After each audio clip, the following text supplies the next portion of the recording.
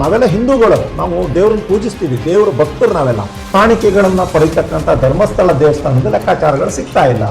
ನೀವು ಭಕ್ತರು ಎಷ್ಟು ಹಣ ಸಂಗ್ರಹ ಮಾಡಿದ್ರಪ್ಪ, ಏನೇನು ಖರ್ಚು ಮಾಡಿದ್ದೀರಾ, ಒಂದು ಪಟ್ಟಿ ಮಾಡಿ ಲೆಕ್ಕದ ಇಲಾಖೆ ಕೊಟ್ಬಿಡಿ, ಮುಗೀತಲ್ಲಿಗೆ. ಅದನ್ನ ಕೊಡೋದಕ್ಕೆ ತಯಾರಿಲ್ಲ ನಾನು ಅಂದ್ರೆ ನಿಮ್ಮೇ ನನ್ನ ಮನ ಬರ್ತಾ ಇಲ್ವಾ? ಆ ದೇವಾಲಯಗಳ ಹೆಡ್ಗಳು ಯಾರಿದ್ದಾರೆ, ಆಡಳಿತಾಧಿಕಾರಿಯನ್ನಿ, ಧರ್ಮಾಧಿಕಾರಿಯನ್ನಿ, ಇನ್ನೇನಾದ್ರೂ ಹೆಸರು ಕರೀರಿ, ಅವರು ಉಲ್ಲಂಘನೆ ಮಾಡಿದ್ದಾರೆ. ಈ ಉಲ್ಲಂಘನೆ ಮಾಡಿದಂತ ಸಂದರ್ಭದಲ್ಲಿ ಕಾನೂನು ಏನ್ ಹೇಳುತ್ತೆ? ಪಬ್ಲಿಕ್ ಟೆಂಪಲ್ ಅಂತ ಒಂದು ಶಬ್ದ ಈ ಆಕ್ಟ್ ನಲ್ಲಿ ಇಲ್ಲ. ಎಲ್ಲ temple public temple as long as the public enter upon that temple. ಸಾಮಾನ್ಯ ಜನರು ಹೋಗ್ತಾರಲ್ಲ ಅಂತ ದೇವಸ್ಥಾನಗಳನ್ನು ಇವ್ರು ವಶಕ್ಕೆ ತಗೊಳಕ್ಕೆ ಇವ್ರಿಗೆ ಬಹಳ ಧೈರ್ಯ ಇದೆ ಸರ್ಕಾರಕ್ಕೆ. ಧರ್ಮಸ್ಥಳದಂತಹ ಹಲವಾರು ದೊಡ್ಡ ದೊಡ್ಡ ದೇವಸ್ಥಾನಗಳನ್ನ ಆ ಫೈಲನ್ನು ಮುಟ್ಟೋದಕ್ಕೆ ಇವ್ರಿಗೆ ಭಯ. ಇದು ಹಿಂದೂಗಳ ಮತ್ತು ಭಕ್ತರ ಹಿತದೃಷ್ಟಿ ಇಟ್ಕೊಂಡು ಈ ಟಿಪ್ಪಣಿ ಹೊರಡಿಸಿಲ್ಲ. ಇದು ಹೊರಡಿಸಿರೋದು ಆ ದೇವಸ್ಥಾನಗಳ ಆಡಳಿತ ಮಂಡಳಿಯ ಉದ್ಧಾರಕ್ಕೆ. ಏನು ಮುಂದಿನ ನಡೆ? ನಾವು ಇದನ್ನು ಸರಿಪಡಿಸುವ ವಿಧಾನ ಹಳಿ ತಪ್ಪಿದ ಅಧಿಕಾರಿಗಳನ್ನ ಹಳಿಗೆ ತಂದು ನಿಲ್ಲಿಸುವಂತ ಕೆಲಸ ಮಾಡ್ತಾರೆ. ವೀಕ್ಷಕರೇ ನಮಸ್ಕಾರ. ನಮ್ಮ ವಿಶೇಷ ಚರ್ಚೆಯ ವಿಚಾರ ಧರ್ಮ ಸೂಕ್ಷ್ಮಗಳು. ಕೆಲವು ಸಾಮಾಜಿಕ ಕಾರ್ಯಕರ್ತರು ಕೆಲವು ಧಾರ್ಮಿಕ ಸಂಸ್ಥೆಗಳ ಮೇಲೆ ದೇವಾಲಯಗಳಲ್ಲಿ ನಡೀತಾ ಇರತಕ್ಕಂಥ ಅಕ್ರಮಗಳ ಬಗ್ಗೆ ಮತ್ತು ಕಾನೂನು ಬಾಹಿರವಾಗಿ ಕಾನೂನನ್ನು ಉಲ್ಲಂಘನೆ ಮಾಡಿ ಸಂಸ್ಥೆಗಳನ್ನು ನಿರ್ವಹಿಸ್ತಾ ಇರೋದ್ರ ಬಗ್ಗೆ ಪ್ರಶ್ನೆ ಮಾಡಿ ಸರ್ಕಾರವನ್ನು ತರಾಟೆಗೆ ತಗೊಂಡಿದ್ದಾರೆ, ಸರ್ಕಾರದ ಬೆನ್ನತ್ತಿದ್ದಾರೆ. ಸರ್ಕಾರದ ಕಾನೂನುಗಳೇನಿದಾವೆ, ಧಾರ್ಮಿಕ ದತ್ತಿ ಇಲಾಖೆಯ ಕಾನೂನುಗಳೇನಿದಾವೆ, ಅವುಗಳನ್ನು ಯಾಕೆ ಅನುಸರಣೆ ಮಾಡ್ತಾ ಇಲ್ಲ, ಯಾಕೆ ಪಾಲಿಸ್ತಾ ಇಲ್ಲ ನೀವು ಅನ್ನೋ ಒಂದು ಪ್ರಶ್ನೆ ಮಾಡಿ ಸರ್ಕಾರದ ಧಾರ್ಮಿಕ ದತ್ತಿ ಇಲಾಖೆಯ ಅಧಿಕಾರಿಗಳ ಬೆನ್ನತ್ತಿದ್ದಾರೆ, ಮಂತ್ರಿಯ ಬೆನ್ನತ್ತಿದ್ದಾರೆ. ಸೊ ಆ ಕಾರ್ಯಕರ್ತರು, ಸಾಮಾಜಿಕ ಕಾರ್ಯಕರ್ತರು ನಮ್ಮ ಮುಂದೆ ಇದ್ದಾರೆ. ಹಿರಿಯರಾದ ಎಚ್.ಎಂ. ವೆಂಕಟೇಶ್ ಅವರಿದ್ದಾರೆ, ನೈಜ ಹೋರಾಟಗಾರರ ವೇದಿಕೆಯವರು. ಹಾಗೆ ರಂಜನ್ ರಾವ್ ಯಡೂರ್ ಅವರು ಇದ್ದಾರೆ, ಅವರು ನಾಗರಿಕ ಸೇವಾ ಟ್ರಸ್ಟ್ನ ಫೌಂಡರ್ ಮೆಂಬರು. ಕಳೆದ ಸೆಪ್ಟೆಂಬರ್ 30ನೇ ತಾರೀಕು ಹಿಂದೂ ಧಾರ್ಮಿಕ ಮತ್ತು ಧರ್ಮಾದಾಯ ದತ್ತಿ ಇಲಾಖೆಯ ಸಚಿವರಾದಂಥ ಶ್ರೀ ರಾಮಲಿಂಗಾರೆಡ್ಡಿ ಅವರಿಗೆ ಎಚ್.ಎಂ. ವೆಂಕಟೇಶ್ ಅವರು ಅಂದರೆ ನೈಜ ಹೋರಾಟಗಾರರ ವೇದಿಕೆಯಿಂದ ಒಂದು ರೆಪ್ರೆಸೆಂಟೇಷನ್ ಕೊಟ್ಟಿದ್ದಾರೆ.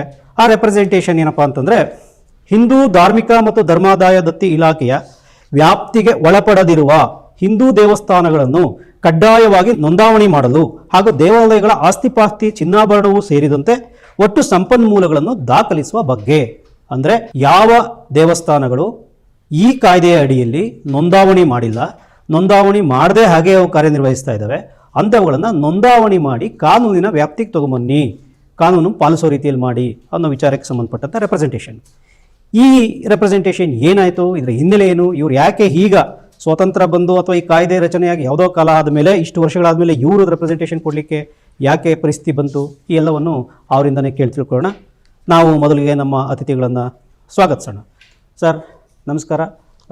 ಸರ್ ರಂಜನ್ ರಾವ್ ಸರ್, ತಮಗೂ ನಮಸ್ಕಾರ. ಸರ್ ಮೊದಲಿಗೆ ವೆಂಕಟೇಶ್ ಸರ್, ಈ ರೆಪ್ರೆಸೆಂಟೇಷನನ್ನು ನೀವು ಮಾನ್ಯ ರಾಮಲಿಂಗಾರೆಡ್ಡಿ ಅವರಿಗೆ ಕೊಟ್ಟರಿ, ಸಚಿವರಿಗೆ, ಏನು ಅದರ ಹಿನ್ನೆಲೆ? ನಿಮ್ಗೆ ಇದನ್ನ ಈ ರೆಪ್ರೆಸೆಂಟೇಷನ್ ಕೊಡಬೇಕು ಅಂತ ಯಾಕೆ ಅನಿಸ್ತು? ಇದು ರೆಪ್ರೆಸೆಂಟೇಷನ್ನು 2011ನಲ್ಲಿ ಒಂದು ಅಮೆಂಡ್ಮೆಂಟ್ ತರ್ತಾರೆ ಬಿಜೆಪಿ, ಅಂದಿನ ಬಿಜೆಪಿ ಸರ್ಕಾರ. ಯಾವ ಧಾರ್ಮಿಕ ದತ್ತಿ ಇಲಾಖೆಯ ವ್ಯಾಪ್ತಿಗೆ ಒಳಪಡದೇನೆ ದೇವಸ್ಥಾನಗಳನ್ನು ರನ್ ಮಾಡ್ತಾ ಇದ್ದಾರೆ, ಅದು ಸಾರ್ವಜನಿಕ ದೇವಸ್ಥಾನಗಳನ್ನು, ಅದು ಧಾರ್ಮಿಕ ದತ್ತಿ ಇಲಾಖೆಯ ಸೆಕ್ಷನ್ 53 ಪ್ರಕಾರ ಅವರಲ್ಲಿರ್ತಕ್ಕಂಥ ಆಸ್ತಿಗಳು, ಚಿನ್ನಾಭರಣಗಳು, ಸಾರ್ವಜನಿಕರಿಂದ ಏನೇನು ದೇಣಿಗೆಗಳು ತಗೊಂಡಿದ್ದಾರೆ, ಇವೆಲ್ಲವೂ ಕೂಡ ದಾಖಲೆಗಳನ್ನು ಮುಜರಾಯಿ ಇಲಾಖೆಗೆ ಸಲ್ಲಿಸಬೇಕು ಅನ್ನೋ ಕಾಯ್ದೆಯನ್ನು ಮಾಡಿದ್ದಾರೆ. ಆ ಕಾಯ್ದೆ ಮಾಡಿದ್ರ ಮೇಲೆ ಈ ಕಾಯ್ದೆ ಸಾಕಷ್ಟು ದೇವಸ್ಥಾನಗಳು ಉಲ್ಲಂಘನೆ ಮಾಡಿದ್ದಾವೆ. ಆದ್ದರಿಂದ ನಾವು ಒಂದು ರೆಪ್ರೆಸೆಂಟೇಷನ್ನ ಧಾರ್ಮಿಕ ದತ್ತಿ ಇಲಾಖೆಯ ಸಚಿವರಿಗೆ ನಾವು ಕೊಟ್ಟು ಹೇಳ್ತೀವಿ, ದಯವಿಟ್ಟು ಕರ್ನಾಟಕ ಸರ್ಕಾರದಲ್ಲಿ ರಾಜ್ಯದಲ್ಲಿರ್ತಕ್ಕಂಥ ಎಲ್ಲ ಈ ತರಹದ ದೇವಸ್ಥಾನಗಳನ್ನು ನೋಂದಾವಣೆ ಮಾಡಿಸಿ. ಗೌರ್ಮೆಂಟು ಟೇಕ್ ಓವರ್ ಮಾಡಿ ಅಂತ ನಾವು ಹೇಳ್ತಾ ಇಲ್ಲ, ಕಾಯ್ದೆ ಪ್ರಕಾರ ನೋಂದಾವಣಿ ಅಗತ್ಯತೆ ಇದೆ, ಆದ್ದರಿಂದ ನೋಂದಾವಣೆ ಮಾಡಿ ಅಂತೇಳಿ ಒಂದು ರೆಪ್ರೆಸೆಂಟೇಷನ್ ಅನ್ನು ನಾವು ಕೊಟ್ಟಿದ್ದೀವಿ. ಏನಾಯ್ತು ಆ ರೆಪ್ರೆಸೆಂಟೇಷನ್ ಕೊಟ್ಟರ ಮೇಲೆ ಅವರು ಧಾರ್ಮಿಕ ದತ್ತಿ ಪ್ರಧಾನ ಕಾರ್ಯದರ್ಶಿ ಮತ್ತು ಕಮಿಷನರ್ಗೆ, ಧಾರ್ಮಿಕ ದತ್ತಿ ಕಮಿಷನರ್ ಅವರಿಗೆ ಕಳಿಸ್ಕೊಟ್ಟು ಇದ್ರ ಮೇಲೆ ಸೂಕ್ತವಾದಂಥ ಕಾನೂನು ಕ್ರಮಗಳನ್ನು ಜರುಗಿಸಿ ಅಂತ ಅವರು ನಿರ್ದೇಶನ ಕೊಟ್ಟಿದ್ದಾರೆ. ಅದಾದ್ರ ಮೇಲೆ ಧಾರ್ಮಿಕ ದತ್ತಿ ಇಲಾಖೆಯಿಂದ ನನಗೆ ಮೊನ್ನೆ ಒಂದು ಉತ್ತರ ಕೊಟ್ಟಿದ್ದಾರೆ. ಏನು ಉತ್ತರ ಅಂದರೆ, ಧಾರ್ಮಿಕ ದತ್ತಿ ಇಲಾಖೆಯ ಸೆಕ್ಷನ್ 53 ಪ್ರಕಾರ ಎಲ್ಲ ದೇವಸ್ಥಾನಗಳು ಕಡ್ಡಾಯವಾಗಿ ನೋಂದಾವಣೆ ಮಾಡಬೇಕು ಅಂಥೇಳಿ 2015ನಲ್ಲಿ 2015ನೇ ಇಸ್ವಿಯಲ್ಲಿ ಒಂದು ಸುತ್ತೋಲೆ ಹೊರಡಿಸಿ ಎಲ್ಲರಿಗೂ ಅಧಿಕಾರಿಗಳಿಗೂ ಹೇಳಿದ್ದೀವಿ, ನಿಮ್ಮ ವ್ಯಾಪ್ತಿ ಒಳಗಡೆ ಇರತಕ್ಕಂಥ ದೇವಸ್ಥಾನಗಳನ್ನು ನೋಂದಾವಣೆ ಮಾಡಿಸಿ ನಮಗೆ ವರದಿ ಕೊಡಿ ಅಂತ ಕೇಳಿದ್ದೀವಿ. ಆದರೆ ಈಗ 2023ರಲ್ಲಿ ಅವರು ನಮ್ಗೆ ಹೇಳ್ತಾರೆ, ನಾವು ಇನ್ನೂ ಅಧಿಕಾರಿಗಳಿಂದ ವರದಿಯನ್ನು ನಿರೀಕ್ಷೆ ಮಾಡ್ತಾ ಇದ್ದೀವಿ ಅಂತ 7 ವರ್ಷದಿಂದ ಯಾವ ಅಧಿಕಾರಿಗಳು ಕೂಡ 8 ವರ್ಷ ಆಗೋದು. 8 ವರ್ಷಗಳಿಂದ ಯಾವ ಅಧಿಕಾರಿಗಳು ಕೂಡ ಈ ಕಾಯ್ದೆಯನ್ನ ಸ್ಪಷ್ಟವಾಗಿ ಜಾರಿಗೆ ತರುವಲ್ಲಿ ಸಂಪೂರ್ಣವಾಗಿ ಮುಜರಾಯಿ ಇಲಾಖೆಯ ಅಧಿಕಾರಿಗಳು, ಅಸಿಸ್ಟೆಂಟ್ ಕಮಿಷನರ್ ಆಗಿರ್ಬೋದು, ಜಿಲ್ಲಾಧಿಕಾರಿಗಳಾಗಿರ್ಬೋದು, ಮುಜರಾಯಿ ಇಲಾಖೆಯ ಹಿರಿಯ ಅಧಿಕಾರಿಗಳಾಗಿರ್ಬೋದು, ಸಂಪೂರ್ಣವಾಗಿ ವಿಫಲರಾಗಿದ್ದಾರೆ ಅನ್ನೋದು ಈ ಪತ್ರದಿಂದ ಸ್ಪಷ್ಟವಾಗಿ ಗೊತ್ತಾಗ್ತಾ ಇದೆ. ಆದರೂ ಒಟ್ಟಾರೆಯಾಗಿ ಕರ್ನಾಟಕದ ಹಲವಾರು ದೇವಸ್ಥಾನಗಳು, ಹೆಚ್ಚಿನ ಭಾಗದ ದೇವಸ್ಥಾನಗಳು ಏನು ಪ್ರಖ್ಯಾತಿ ಹೊಂದಿದೆ, ಆ ದೇವಸ್ಥಾನಗಳು ಕೂಡ ರಿಜಿಸ್ಟರ್ ಆಗಿಲ್ಲ ಅನ್ನೋ ಮಾಹಿತಿ ನನಗೆ ಬಂದಾಗ ನಾನು ಮಂಗಳೂರು DC ಅವರಿಗೆ ಒಂದು ಪತ್ರ ಬರಿತೀನಿ. ದಯವಿಟ್ಟು ಧರ್ಮಸ್ಥಳ ಬಹಳ ಮುಖ್ಯವಾಗತ್ತೆ ಇಲ್ಲಿ. ಯಾಕೆ ಅಂತಂದರೆ ಸಾರ್ವಜನಿಕರು ಮತ್ತು ನಾವೆಲ್ಲ ಹಿಂದೂಗಳು, ನಾವು ದೇವರನ್ನು ಪೂಜಿಸ್ತೀವಿ, ದೇವರ ಭಕ್ತರು ನಾವೆಲ್ಲ. ಅಲ್ಲಿ ಏನು ನಡೀತಾ ಇದೆ, ಅಲ್ಲಿ ಭಾಳ ನ್ಯಾಯಕ್ಕೆ ಭಾಳ ಪ್ರಾಧಾನ್ಯತೆ ಇರತಕ್ಕಂಥ ಮತ್ತು ನ್ಯಾಯದಾನವನ್ನು ಕೇಳಿ ಬರ್ತಕ್ಕಂಥ ಜನರು, ಭಕ್ತರು ಭಾಳ ಜನ ಇದ್ದಾರೆ. ಆ ಭಕ್ತರಿಗಾದರೂ ಅನುಕೂಲ ಆಗಲಿ ಅಂತೇಳಿ ನಾನೊಂದು ಅಲ್ಲೊಂದು ಅರ್ಜಿ ಹಾಕ್ತೀನಿ DC ಅವರಿಗೆ. ಅವಾಗ ಅವರು ನನಗೆ ಒಂದು ಲೆಟರ್ ಬರೀತಾರೆ, ನಿಮ್ಮ ಅರ್ಜಿಯನ್ನು ಪರಿಶೀಲನೆ ಮಾಡಿದ್ದೀವಿ, ಆದರೆ ಇದುವರೆಗೂ ಕೂಡ ಧರ್ಮಸ್ಥಳದ ಮಂಜುನಾಥೇಶ್ವರ ದೇವಸ್ಥಾನ ಕರ್ನಾಟಕ ಹಿಂದೂ ಧಾರ್ಮಿಕ ಸಂಸ್ಥೆಗಳು ಮತ್ತು ಧರ್ಮಾದಾಯ ದತ್ತಿಗಳ ಅಧಿನಿಯಮ 1997 ಮತ್ತು ನಿಯಮ 2002ರ ಪ್ರಕಾರ ಸೆಕ್ಷನ್ 53ರಂತೆ ಇದುವರೆಗೂ ನೋಂದಾವಣೆ ಆಗಿರುವುದಿಲ್ಲ ಅಂತ ಅವರು ನಮಗೆ ಒಂದು ಪತ್ರ ಬರೆದಿದ್ದಾರೆ. ಯಾರಿದ್ ಬರ್ದಿದ್ದು? ಜಿಲ್ಲಾಧಿಕಾರಿಗಳ ಕಚೇರಿಯಿಂದ ಧಾರ್ಮಿಕ ದತ್ತಿ ಇಲಾಖೆ ಅಧಿಕಾರಿ ಒಬ್ಬರು ಬರೆದಿದ್ದಾರೆ, ಮಂಗಳೂರಿಂದ, ದಕ್ಷಿಣ ಕನ್ನಡ ಜಿಲ್ಲೆಯ ಅಧಿಕಾರಿಗಳು ಬರೆದಿದ್ದಾರೆ. ನಾನು ಅದನ್ನ ಇಟ್ಕೊಂಡು ದಕ್ಷಿಣ ಕನ್ನಡ ಜಿಲ್ಲಾಡಳಿತ, ಜಿಲ್ಲೆಯ ಎಲ್ಲ ಆಡಳಿತದ ಉಸ್ತುವಾರಿ ನೋಡ್ತಕ್ಕಂಥವ್ರು ಜಿಲ್ಲಾಧಿಕಾರಿಗಳು, ಅವ್ರಿಗೆ ನಾನೊಂದು ಪತ್ರ ಬರೆದೆ. ಯಾವಾಗ 25 ಅಕ್ಟೋಬರ್ 23ರಿಂದ ನಮಗೆ ಮುಜರಾಯಿ ಇಲಾಖೆ ಕಮಿಷನರ್, ಅಸಿಸ್ಟೆಂಟ್ ಕಮಿಷನರ್ ಈ ಥರ ಬರೆದಿದ್ದಾರೆ. ನಿಮ್ಮ ವ್ಯಾಪ್ತಿ ಒಳಗಡೆ ಇರತಕ್ಕಂಥ ಅತ್ಯಂತ ಧಾರ್ಮಿಕ ಕ್ಷೇತ್ರ, ಸತ್ಯದ ಕ್ಷೇತ್ರ, ನ್ಯಾಯಯುತವಾದಂಥ ಕ್ಷೇತ್ರದಲ್ಲಿ ಆಗಿರತಕ್ಕಂಥ ಮಂಜುನಾಥೇಶ್ವರ ದೇವಸ್ಥಾನದೇ ನೋಂದಾವಣೆ ಆಗದೆ ಕಾಯ್ದೆಯನ್ನು ಉಲ್ಲಂಘನೆ ಮಾಡಿದ್ದಾರೆ ಅಲ್ಲಿನ ಆಡಳಿತ ಮಂಡಳಿ. ಅದರಿಂದ ತಾವು ದಯವಿಟ್ಟು ತಕ್ಷಣ ಅವ್ರ ಮೇಲೆ ಕ್ರಮ ಕೈಗೊಂಡು ನೀವು ನೋಂದಾವಣೆ ಮಾಡಿಸಿ. ಯಾಕಂದರೆ ನಾವು ಭಕ್ತರ ಪರವಾಗಿ, ಭಕ್ತರು ಸಾವಿರಾರು ಜನ ಹೋಗಲ್ಲಿ ಕಾಣಿಕೆಗಳನ್ನು ಅರ್ಪಿಸ್ತಾರೆ, ಹರಕೆಗಳನ್ನು ಅರ್ಪಿಸ್ತಾರೆ, ಪೂಜೆಗಳನ್ನು ಮಾಡ್ತಾರೆ. ಹಾಗಾಗಿ ಭಕ್ತರಿಗೆಲ್ಲೋ ಒಂದು ಕಡೆ ಇದರಿಂದ ಅನ್ಯಾಯ ಆಗ್ತಾ ಇದೆ. ದೇವರಿಗೆ ಅಂತೇಳಿ ಹಾಕಿರ್ತಕ್ಕಂಥ ಅದು ಯಾವ ಚಿನ್ನಾಭರಣ ಇರ್ಬೋದು, ಹಣ ಇರ್ಬೋದು, ಇನ್ನೊಂದು ಮತ್ತೊಂದು ಏನೇ ಇರ್ಬೋದು, ಅದಕ್ಕೊಂದು ಲೆಕ್ಕ ಬೇಕು. ಅದಕ್ಕೊಂದು ಲೆಕ್ಕ ಕೊಡಬೇಕಾಗುತ್ತೆ. ಅವರು ಯಾರು ಅಲ್ಲಿ ಆಡಳಿತ ಮಂಡಳಿಯವರು ಲೆಕ್ಕ ಕೊಡಬೇಕಾಗುತ್ತೆ. ಯಾರಿಗೆ? ಸರ್ಕಾರದ ಕಾಯ್ದೆ ಒಳಗಡೆ ಲೆಕ್ಕ ಕೊಡಬೇಕಾಗುತ್ತೆ. ಅಂದರೆ ನಿಮ್ಮ ಉದ್ದೇಶ ಭಕ್ತರು ಭಕ್ತಿ ಶ್ರದ್ಧೆಗಳಿಂದ ಏನು ಹಣ ಅಥವಾ ಬಂಗಾರ ಇತ್ಯಾದಿಗಳನ್ನ ದೇವರಿಗೆ ಅಂತ ಅರ್ಪಿಸ್ತಾರೆ ಕಾಣಿಕೆ ರೂಪದಲ್ಲಿ, ಅದು ಸದ್ವಿನಿಯೋಗ ಆಗಬೇಕು, ದುರುಪಯೋಗ ಆಗಬಾರ್ದು. ನೀವು ಭಕ್ತರ ಪರವಾಗಿ ಹೋರಾಟ ಮಾಡಕ್ಕೆ ಹೊರಟಿದ್ರಿ. ಹೌದು, ಖಂಡಿತ. ನಾವೆಲ್ಲ ಹಿಂದೂಗಳಾಗಿರೋದ್ರಿಂದ ಸಾವಿರಾರು ಜನ ಧ್ವನಿ ಇಲ್ಲದೆ ಇರತಕ್ಕಂಥ ದೇವರನ್ನೇ ನಂಬಿರ್ತಕ್ಕಂಥವ್ರು. ಅವರು ಯಾರ ಮಾತು ಕೇಳಲ್ಲ. ಅವರು ನಾನು ಧರ್ಮಸ್ಥಳಕ್ಕೆ ಹೋಗ್ತೀನಪ್ಪ, ಅಲ್ಲಿ ಪೂಜೆ ಮಾಡಿ ಹರಕೆ ಹೋಗ್ತೀನಿ, ದೇವ್ರು ನನಗೆ ಒಳ್ಳೇದು ಮಾಡ್ತಾನೆ. ಆ ಜಾಗದಲ್ಲಿ ನ್ಯಾಯ ನಡೀತಾ ಇದೆಯಾ, ಅನ್ಯಾಯ ನಡೀತಾ ಇದೆಯಾ ಅನ್ನೋ ಪರಾಮರ್ಶೆ ಮಾಡ್ತಕ್ಕಂಥ ವ್ಯವಧಾನ ಭಕ್ತರಿಗೆ ಇರೋದಿಲ್ಲ. ಅದಂಥ ಧ್ವನಿ ಇಲ್ದಿದ್ದವರಿಗೆ ನಾವು ಕಾನೂನಿನ ಚೌಕಟ್ಟಿನಲ್ಲಿ ಕೇಳ್ತಾ ಇದ್ದೀವಿ. ಆ ಕಾನೂನಿನ ಚೌಕಟ್ಟಿನೊಳಗಡೆ, ಯಾಕೆಂದ್ರೆ ಇಲ್ಲಿ ನಾನು ಬಹಳ ಮುಖ್ಯವಾಗಿ ಕರ್ನಾಟಕದ ಎಲ್ಲ ದೇವಸ್ಥಾನಗಳ ಮಾಹಿತಿಯನ್ನು ಕೇಳಿದ್ದೀನಿ. ಧರ್ಮಸ್ಥಳ ಒಂದೇ ಅಲ್ಲ, ಇದೊಂದು ಟೆಸ್ಟ್ಗೋಸ್ಕರ ಮಾಡಿದೆ. ಯಾಕಂದ್ರೆ ಭಕ್ತ ಸಮೂಹ ಜಾಸ್ತಿ ಇದೆ, ಅಲ್ಲಿ ಲಕ್ಷಾಂತರ ಭಕ್ತರು ಹೋಗ್ತಾರೆ. ನಮ್ಮ ದೇಶದ ಪ್ರಧಾನಮಂತ್ರಿಯವರೇ ಅಲ್ಲಿ ಹೋಗಿ ಕೈ ಮುಗಿದು ನಿಂತಿದ್ದಾರೆ, ಮುಖ್ಯಮಂತ್ರಿಯವರು ಹೋಗಿ ಕೈ ಮುಗಿದು ನಿಂತಿದ್ದಾರೆ. ಆಮೇಲೆ ಅದೆಲ್ಲ ಗಮನಿಸಿರ್ತಕ್ಕಂಥ ಕೇಂದ್ರ ಸರ್ಕಾರ ವೀರೇಂದ್ರ ಹೆಗ್ಗಡೆ ಅವರನ್ನು ರಾಜ್ಯಸಭಾ ಮೆಂಬರ್ ಮಾಡ್ತಾರೆ. ಸೊ ಹಾಗಿರ್ಬೇಕಾದ್ರೆ, ಯಾಕೆಂದ್ರೆ ರಾಜ್ಯಸಭಾ ಮೆಂಬರ್ ಅಂತಂದ್ರೆ ಅವರು ಶಾಸನಗಳನ್ನ, ಕೇಂದ್ರ ಸರ್ಕಾರದಲ್ಲಿ ಶಾಸನಗಳನ್ನ ರಚನೆ ಮಾಡೋದಕ್ಕೆ ಅವ್ರದ್ದೊಂದು ಸಹಿ ಇರುತ್ತೆ. ವೀರೇಂದ್ರ ಹೆಗ್ಗಡೆ ಅವರು ಒಂದು ಸಹಿ ಮಾಡಿರ್ತಾರೆ, ಒಂದು ಶಾಸನ ರಚನೆ ಹಾಕಿ ಅವ್ರ ಪಾತ್ರ ಇರುತ್ತೆ ಅದರಲ್ಲಿ. ಅಂತಹ ವೀರೇಂದ್ರ ಹೆಗ್ಗಡೆ ಅವರು ಈ ಕಾನೂನನ್ನು ಉಲ್ಲಂಘಿಸ್ಲಿಕ್ಕೆ ಸಾಧ್ಯನೇ ಇಲ್ಲ ಅಂತೇಳಿ ನಾನು ಬಹಳ ನಂಬಿದ್ದೆ. ಇದು ವೀರೇಂದ್ರ ಹೆಗ್ಗಡೆ ಅವರು ಈ ಥರ ಎಲ್ಲ ಮಾಡೋದಿಲ್ಲ, ತಪ್ಪು ಕಲ್ಪನೆ, ಜನ ಯಾರ್ಯಾರೋ ಏನೇನೋ ಮಾತಾಡ್ಬೋದು ಅಂತ ಹೇಳಿದಾಗ ನನಗೆ ಸ್ವಲ್ಪ ನಿಮ್ಮ ನಂಬಿಕೆಯನ್ನ ನೀವು ಪರೀಕ್ಷೆ ಮಾಡ್ಕೊಳ್ಳಿಕ್ಕೆ ಒಂದು ಕಳಿಸಿದ್ರಿ. ಖಂಡಿತ ವೀರೇಂದ್ರ ಹೆಗ್ಗಡೆ ಅವ್ರ ಬಗ್ಗೆ ನಮ್ಗೆ ಬಹಳ ಗೌರವ ಇತ್ತು. ಬಹಳ ಶಾಸನ ರಚನೆ ಮಾಡುವಂತ ವ್ಯಕ್ತಿ ಶಾಸನಗಳನ್ನ ಉಲ್ಲಂಘನೆ ಮಾಡ್ಲಿಕ್ಕೆ ಸಾಧ್ಯ ಇಲ್ಲ ಅಂತೇಳಿ ನಾನು ಅನ್ಕೊಂಡಿದ್ದೆ. ನನ್ನ ಮನಸ್ಥಿತಿ ಅದು ನನಗೆ ಈಗ ರಿವರ್ಸ್ ಆಗಿದೆ. ಸೊ ವೀರೇಂದ್ರ ಹೆಗ್ಗಡೆ ಅಂತ ವ್ಯಕ್ತಿನೇ ಸರ್ಕಾರದ ನಿಯಮಗಳನ್ನ, ಕಾನೂನುಗಳನ್ನ, ಕಾಯ್ದೆಗಳನ್ನ ಉಲ್ಲಂಘನೆ ಮಾಡಿ ಭಕ್ತರಿಗೆ ಎಲ್ಲೋ ಒಂದು ಕಡೆ ಅನ್ಯಾಯ ಆಗ್ತಾ ಇದೆ ಅಂತಕ್ಕಂಥ ಮನಸ್ಥಿತಿಗೆ ನಾನು ಬಂದ್ಬಿಟ್ಟಿದ್ದೀನಿ. ಈಗ ದಾಖಲೆಗಳನ್ನ ನೋಡಿದಾಗ ಅವರು ಕಾಯ್ದೆ ಉಲ್ಲಂಘನೆ ಮಾಡಿದ್ದಾರೆ. ಕೋಟ್ಯಾಂತರ ರೂಪಾಯಿ ಅಲ್ಲಿ ಕಲೆಕ್ಟ್ ಆಗುತ್ತೆ ಸರ್. ಅದು ಹಿಂದೂ ಭಕ್ತರಿಗೆ ಸೇರ್ಬೇಕದು. ಬೇರೆ ಯಾರಿಗೂ ಅಲ್ಲ, ಹಿಂದೂ ಭಕ್ತರಿಗೆ ಸೇರ್ಬೇಕು. ನಮ್ಮಂಥ ಭಕ್ತರು ನಾವು ಹೋಗ್ತೀವಿ, ನಮಗೆ ಅಲ್ಲಿ ಉತ್ಪತ್ತಿ ಆಗ್ತಕ್ಕಂಥ ಹಣ, ಚಿನ್ನಾಭರಣ, ಆಸ್ತಿಗಳ ವಿವರ ಬಹಿರಂಗವಾಗಿ ಜನರಿಗೆ ಗೊತ್ತಾಗಬೇಕು. ಧಾರ್ಮಿಕ ದತ್ತಿ ಇಲಾಖೆಯಲ್ಲೂ ಕೂಡ ನೀವು ಸಾರ್ವಜನಿಕ ದೇವಸ್ಥಾನ ಆಗಿರೋದ್ರಿಂದ ಅದು ಧರ್ಮಸ್ಥಳದಲ್ಲಿ ಸತ್ಯ ಇದೆ ಅಂತ ಹೇಳ್ತಾ ಇದ್ದೀರಾ, ನ್ಯಾಯ ಇದೆ ಅಂತ ಹೇಳ್ತಾ ಇದ್ದೀರಾ, ಧರ್ಮ ಇದೆ ಅಂತ ಹೇಳ್ತಾ ಇದ್ದೀರಾ, ಅದೇ ಥರ ಕಾಯ್ದೆನೂ ಇದೆ ಅನ್ನೋದನ್ನ ವೀರೇಂದ್ರ ಹೆಗ್ಗಡೆ ಅವ್ರಿಗೆ ತೋರಿಸ್ಬೇಕು, ನಾನು ಕಾಯ್ದೆಗೆ ಒಳಪಟ್ಟಿದ್ದೀನಿ ಅಂತ. ಅವರು ಇಲ್ಲಿ ಧರ್ಮಾಧಿಕಾರಿ ಅಂತ ಹೇಳಿ ಏನು ಹೇಳ್ತಾ ಇದ್ದಾರೆ, ಜನ ಅದನ್ನು ಒಪ್ಕೊಂಡಿದ್ದಾರೆ, ಕೆಲವರು ನಡೆದಾಡುವ ದೇವರು ಅಂತ ಹೇಳ್ತಾ ಇದ್ದಾರೆ. ನನಗೆ ಆಶ್ಚರ್ಯ ಆಗಿದ್ದು ಅಲ್ಲಿಂದಲೇ ನನಗೆ ಸ್ಟಾರ್ಟ್ ಆಗಿದ್ದು, ಯಾಕಿದೆಲ್ಲ ಹಿಂಗಾಗ್ತಾ ಇದೆ, ಧರ್ಮಸ್ಥಳದ ವೀರೇಂದ್ರ ಹೆಗ್ಗಡೆ ಅವ್ರ ಬಗ್ಗೆ ಯಾಕೆ ಹಿಂಗೆಲ್ಲ ಆಗ್ತಾ ಇದೆ. ಅಲ್ಲಿ ಭಕ್ತರು, ನೀವು ಕೆಲವು ಟೈಮ್ ಶಿವರಾತ್ರಿನಲ್ಲಿ ನಾನು ನೋಡಿದ್ದೀನಿ, ಖಾಲಿ ಚಪ್ಪಲ್ ಇಲ್ದೇನೆ ಬೊಕ್ಕೆ ಬಂದಿರುತ್ತೆ, ನಡ್ಕೊಂಡು ಧರ್ಮಸ್ಥಳ ಪಾದಯಾತ್ರೆ ಮುಖಾಂತರ ಹೋಗಿ. ಎಷ್ಟು ನಂಬಿಕೆ ಜನರಲ್ಲಿ, ಎಷ್ಟು ಆ ನಂಬಿಕೆನ ನಾವು ಯಾರೇ ಆಗಿರಲಿ ದುರುಪಯೋಗ ಪಡಿಸ್ಕೋಬಾರದು. ಇದು ನನ್ನ ಒಂದು ಹೋರಾಟ. ಅದು ಧರ್ಮಸ್ಥಳದ ದೇವಸ್ಥಾನ ಆಗಿರ್ಬೋದು, ಅಥವಾ ಇನ್ಯಾವುದೇ ಒಂದು ಸರ್ಕಾರದಿಂದ ಮುಜರಾಯಿ ಇಲಾಖೆ ವ್ಯಾಪ್ತಿಗೆ ಒಳಪಡದೇ ಇರತಕ್ಕಂಥ ಖಾಸಗಿ ದೇವಸ್ಥಾನಗಳು ಯಾವುದೇ ಇರ್ಬೋದು. ಇದೊಂದು ಟೆಸ್ಟಿಗೋಸ್ಕರ ನಾನು ಧರ್ಮಸ್ಥಳದ ಕೇಳಿದ್ದೀನಿ, ವಿಜಯನಗರದ ಜಿಲ್ಲೆದು ಕೇಳಿದ್ದೀನಿ, ಕರ್ನಾಟಕದ ಎಲ್ಲ ದೇವಸ್ಥಾನಗಳು ಒಂದು ಕೇಳಿದ್ದೀನಿ ನಾನು. ಇದೊಂದು ಟೆಸ್ಟ್ ಡೋಸ್ ಅಂತ, ಇದೊಂದು ನೋಡೋಣ, ಇವರು ಬಹಳ ದೊಡ್ಡ ಮನುಷ್ಯರು ಅಲ್ವಾ, ತುಂಬಾ ಗೌರವಾನ್ವಿತರು ಅಂತ ನಾವು ಅನ್ಕೊಂಡಿದ್ವಲ್ಲ, ಅವ್ರು ಏನು ಮಾಡಿದ್ದಾರೆ ಇದರಲ್ಲಿ ಅಂತ ಒಂದು ನೋಡೋಣ ಅಂತ ಒಂದು ಅರ್ಜಿ ಆಗ್ತದೆ. ಈಗ ವಾಸ್ತವಾಂಶ ನಮ್ಗೆ ಗೊತ್ತಾಗ್ತದೆ. ತುಂಬ ವರ್ಷಗಳಿಂದ ಇದನ್ನು ನೋಂದಣಿ ಮಾಡದೆ ಅಧಿಕಾರಿಗಳು ಉಲ್ಲಂಘನೆ ಮಾಡಿದ್ದಾರೆ, ಮತ್ತು ಸಂಬಂಧಪಟ್ಟಂಥ ಆ ದೇವಾಲಯಗಳ ಹೆಡ್ಗಳು ಯಾರಿದ್ದಾರೆ, ಆಡಳಿತಾಧಿಕಾರಿಯನ್ನಿ, ಧರ್ಮಾಧಿಕಾರಿಯನ್ನಿ, ಇನ್ನೇನಾದರೂ ಹೆಸರು ಕರೀರಿ, ಅವರು ಉಲ್ಲಂಘನೆ ಮಾಡಿದ್ದಾರೆ. ಈ ಉಲ್ಲಂಘನೆ ಮಾಡಿದಂಥ ಸಂದರ್ಭದಲ್ಲಿ ಕಾನೂನು ಏನು ಹೇಳುತ್ತೆ? ರಂಜನ್ ರಾವ್ ಸರ್, ತಾವು ಕಾನೂನು ಬಗ್ಗೆ ಗಂಭೀರವಾಗಿ ಅಧ್ಯಯನ ಮಾಡಿದವರು, ಈ ಕಾನೂನು ಏನು ಹೇಳುತ್ತೆ? ಒಂದು ವಿಷಯಕ್ಕೆ ಮೊದಲೇ ಕ್ಲಾರಿಫೈ ನಾನು ಏನು ಮಾಡಬೇಕು ಅಂದರೆ, ಈ Hindu religious endowment and charitable institutions act ಯಾವುದು ಇದೆ, ಕರ್ನಾಟಕದ ಎಲ್ಲ ದೇವಸ್ಥಾನಗಳ, ಯಾವುದು ಸರ್ಕಾರದ ಆಡಳಿತೆಯಲ್ಲಿ ಇದೆ, ಯಾವುದು ಬೇರೆಯವರದ ಆಡಳಿತೆಯಲ್ಲಿ ಕಂಟ್ರೋಲ್ನಲ್ಲಿ ಇದೆ, ಈ ಎಲ್ಲ ದೇವಸ್ಥಾನಗಳನ್ನು ಸಹ ಈಸ್ ರೆಗ್ಯುಲೇಟೆಡ್ ಬೈ ಆ ಕಾನೂನಿಂದ.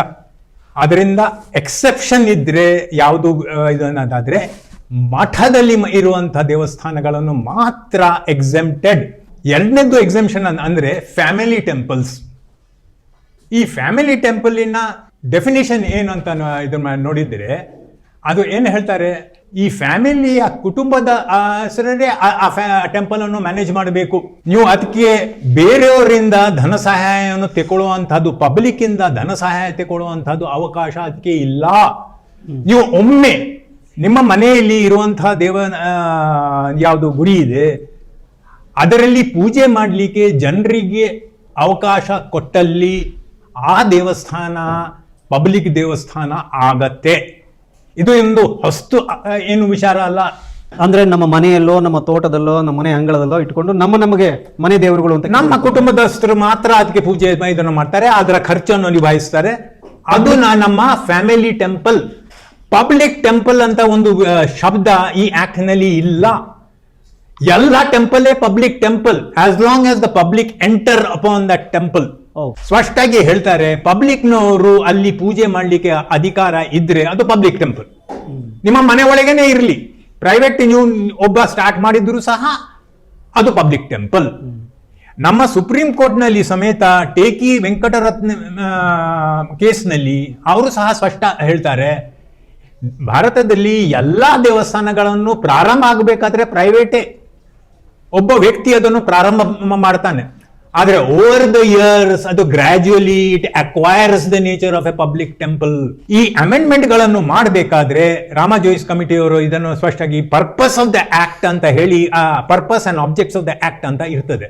ಆ purpose and objects of the act ನಲ್ಲಿ ಸ್ಪಷ್ಟಾಗಿ ಹೇಳ್ತಾರೆ, ಈ ದೇವಸ್ಥಾನಗಳನ್ನು ಒಂದು ಪ್ರೈವೇಟ್ ಇನ್ಸ್ಟಿಟ್ಯೂಷನ್, ಅದರ ಪ್ರೈವೇಟ್ ವ್ಯಕ್ತಿಯ ಇದೆ ಅದೇ ಬಿಸ್ನೆಸ್ ರನ್ ಮಾಡುವಂತಹದ್ದು ಅವಕಾಶ ನಾವು ಕೊಡಬಾರ್ದು. This is in the very object of the amendment made. Section 53 ತಂದದ್ದು ಅದಕ್ಕೋಸ್ಕರ. ಯಾವಾಗ ಇದು 2011. ಇದನ್ನ ತಂದಿದ್ದು ಯಾರು? ಆ ಕಮಿಟಿ ಯಾವುದು? ನೀವು ಕಮಿಟಿ ಬಗ್ಗೆ ಹೇಳ್ತಾ ಇದ್ರಿ, ಸ್ವಲ್ಪ ಡೀಟೇಲ್ ಹೇಳಿ. ಒಂದು ರಾಮ ಜೋಯಿಸರ ಇದರಲ್ಲಿ ಅವರು, ರಾಮ ಜೋಯಿಸ್ ಅಂದ್ರೆ ಜಸ್ಟಿಸ್ ರಾಮ ಜೋಯಿಸ್ ಅವರು ಬಿಜೆಪಿಯ ರಾಜ್ಯಸಭಾ ಸದಸ್ಯರಾಗಿದ್ರು. ರಾಜ್ಯಸಭೆ ನಂತರ ರಾಜ್ಯಸಭೆ ಆಗಿದ್ರು, ಗವರ್ನರ್ ಆಗಿದ್ರು, ಅವರು ಪಟ್ನಾದಲ್ಲಿ ಚೀಫ್ ಜಸ್ಟಿಸ್ ಆಗಿದ್ರು, ಅವರು ಹಳೆ ಜನಸಂಘದ ಕಾರ್ಯಕರ್ತರು. ಅವರು his entire this thing is with ಸಂಘ ಪರಿವಾರ ಆ ಫ್ಯಾಮಿಲಿಯಿಂದೇ ಅವರು He was heading that committee. ಈ ಹೆಡೆಡ್ ದಟ್ ಕಮಿಟಿ ಅವರ ನಿರ್ದೇಶನದ ಪ್ರಕಾರ ಈ ಅಮೆಂಡ್ಮೆಂಟ್ ಗಳನ್ನು ಬರ್ತವೆ.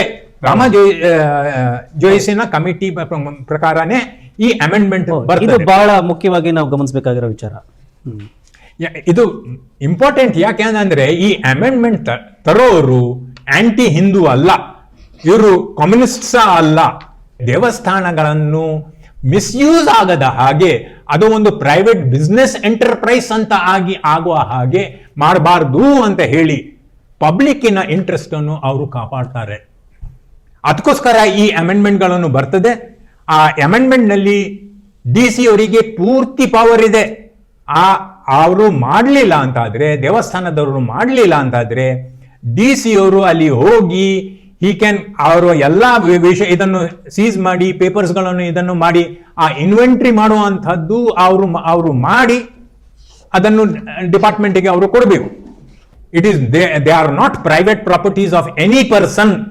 ದೀಸ್ ಆರ್ ಪಬ್ಲಿಕ್ ಟೆಂಪಲ್, ಸಾರ್ವಜನಿಕರದ್ದು ಎಲ್ಲ ಸಿಟಿಸನ್ಸ್ ಅಧಿಕಾರ ಅದರ ಮೇಲೆ ಇದೆ. ಯಾರಾದ್ರೂ ಅದನ್ನು ದುರುಪಯೋಗ ಮಾಡ್ತಾರ ಅಂತ ಆದ್ರೆ, including the trustees of the temple, ಆ ದುರುಪಯೋಗವನ್ನು ನಿಲ್ಲಿಸಲಿಕ್ಕೆ ಸರ್ಕಾರಕ್ಕೆ ಇದೇ ಕಾನೂನಿನಲ್ಲಿ ಅವಕಾಶ ಇದೆ. ಆಡಳಿತ ಮಂಡಳಿ ಯಾವುದು ಇದೆ ಅದನ್ನು ಬರ್ಖಾಸ್ತು ಮಾಡಿ ಹೊಸ ಆಡಳಿತ ಮಂಡಳಿಯನ್ನು ನಾಮಿನೇಟ್ ಮಾಡುವಂತದ್ದು ಅಧಿಕಾರ ಸರ್ಕಾರಕ್ಕೆ ಇದೆ. ಅದು ಸದುಪಯೋಗ ಎಲ್ಲಿ ಆಗ್ತದೆ, ದುರುಪಯೋಗ ಎಲ್ಲಿ ಆಗ್ತದೆ ಅಂತ ಕೇಳಿದ್ರೆ ಯಾರ ಹತ್ರ ಕೇಳಬೇಕು? ಸರ್ಕಾರ ಹತ್ರನೇ ಆ ಮಾಹಿತಿ ಇಲ್ಲ. ಅದಕ್ಕೋಸ್ಕರನೇ ಸೆಕ್ಷನ್ 53 ಅನ್ನು ತಂದಿದ್ದಾರೆ. ಸೊ ಮೊದಲಿನ ಹೆಜ್ಜೆ ಏನು? ಈ ಎಲ್ಲಾ ದೇವಸ್ಥಾನಗಳನ್ನು ಒಂದು ಕೋಡಿಗಳಿಂದ ಅದರದ್ದು ಒಂದು ಲಿಸ್ಟ್ ಮಾಡುವಂಥದ್ದು, ಸೆನ್ಸಸ್ ಮಾಡುವಂಥದ್ದು, ಮತ್ತೆ ಅದರ ದುರುಪಯೋಗ ಮಾಡಲಿಕ್ಕೆ ಅದರದ್ದು ಆಸ್ತಿ ಪಾಸ್ತಿ ಎಷ್ಟು ಆಸ್ತಿ ಇದೆ ಅಂತ ಈ ಪ್ರಶ್ನೆಯನ್ನು ಲೆಜಿಸ್ಲೇಟಿವ್ ಅಸೆಂಬ್ಲಿಯಲ್ಲಿ ಎಷ್ಟು ಸರ್ತಿ ಬಂದರೂ ಸಹ ಇವತ್ತಿಗೆ ಸಹ ನಮ್ಗೆ ಗೊತ್ತಿಲ್ಲ ಈ ನಮ್ಮ ದೇವಸ್ಥಾನಗಳಿದ್ದ ಆಸ್ತಿ ಎಲ್ಲಿ ಇದೆ, ಅದು ಉಪಯೋಗ ಆಗ್ತಾ ಇದೆ, ದುರುಪಯೋಗ ಆಗ್ತಾ ಇದೆ ಅಂತ ಕೇಳಿದ್ರೆ ಯಾರೋ ಅದಕ್ಕೆ ಉತ್ತರ ಕೊಡ್ಲಿಕ್ಕೆ ಇದು ಇಲ್ಲ. ಆದ್ರೆ ಒಂದು ಇಲಾಖೆ ಇದೆ, ಹಿಂದೂ ಎಂಡೌಮೆಂಟ್ ಆಕ್ಟ್ ಬಂದ ನಂತರ ಒಂದು ಇಲಾಖೆ ಇದೆ, ಅವ್ರದ್ದು ಕರ್ತವ್ಯ ಅದು, ಅದನ್ನು ಅವರು ಮಾಡ್ತಾ ಇಲ್ಲ.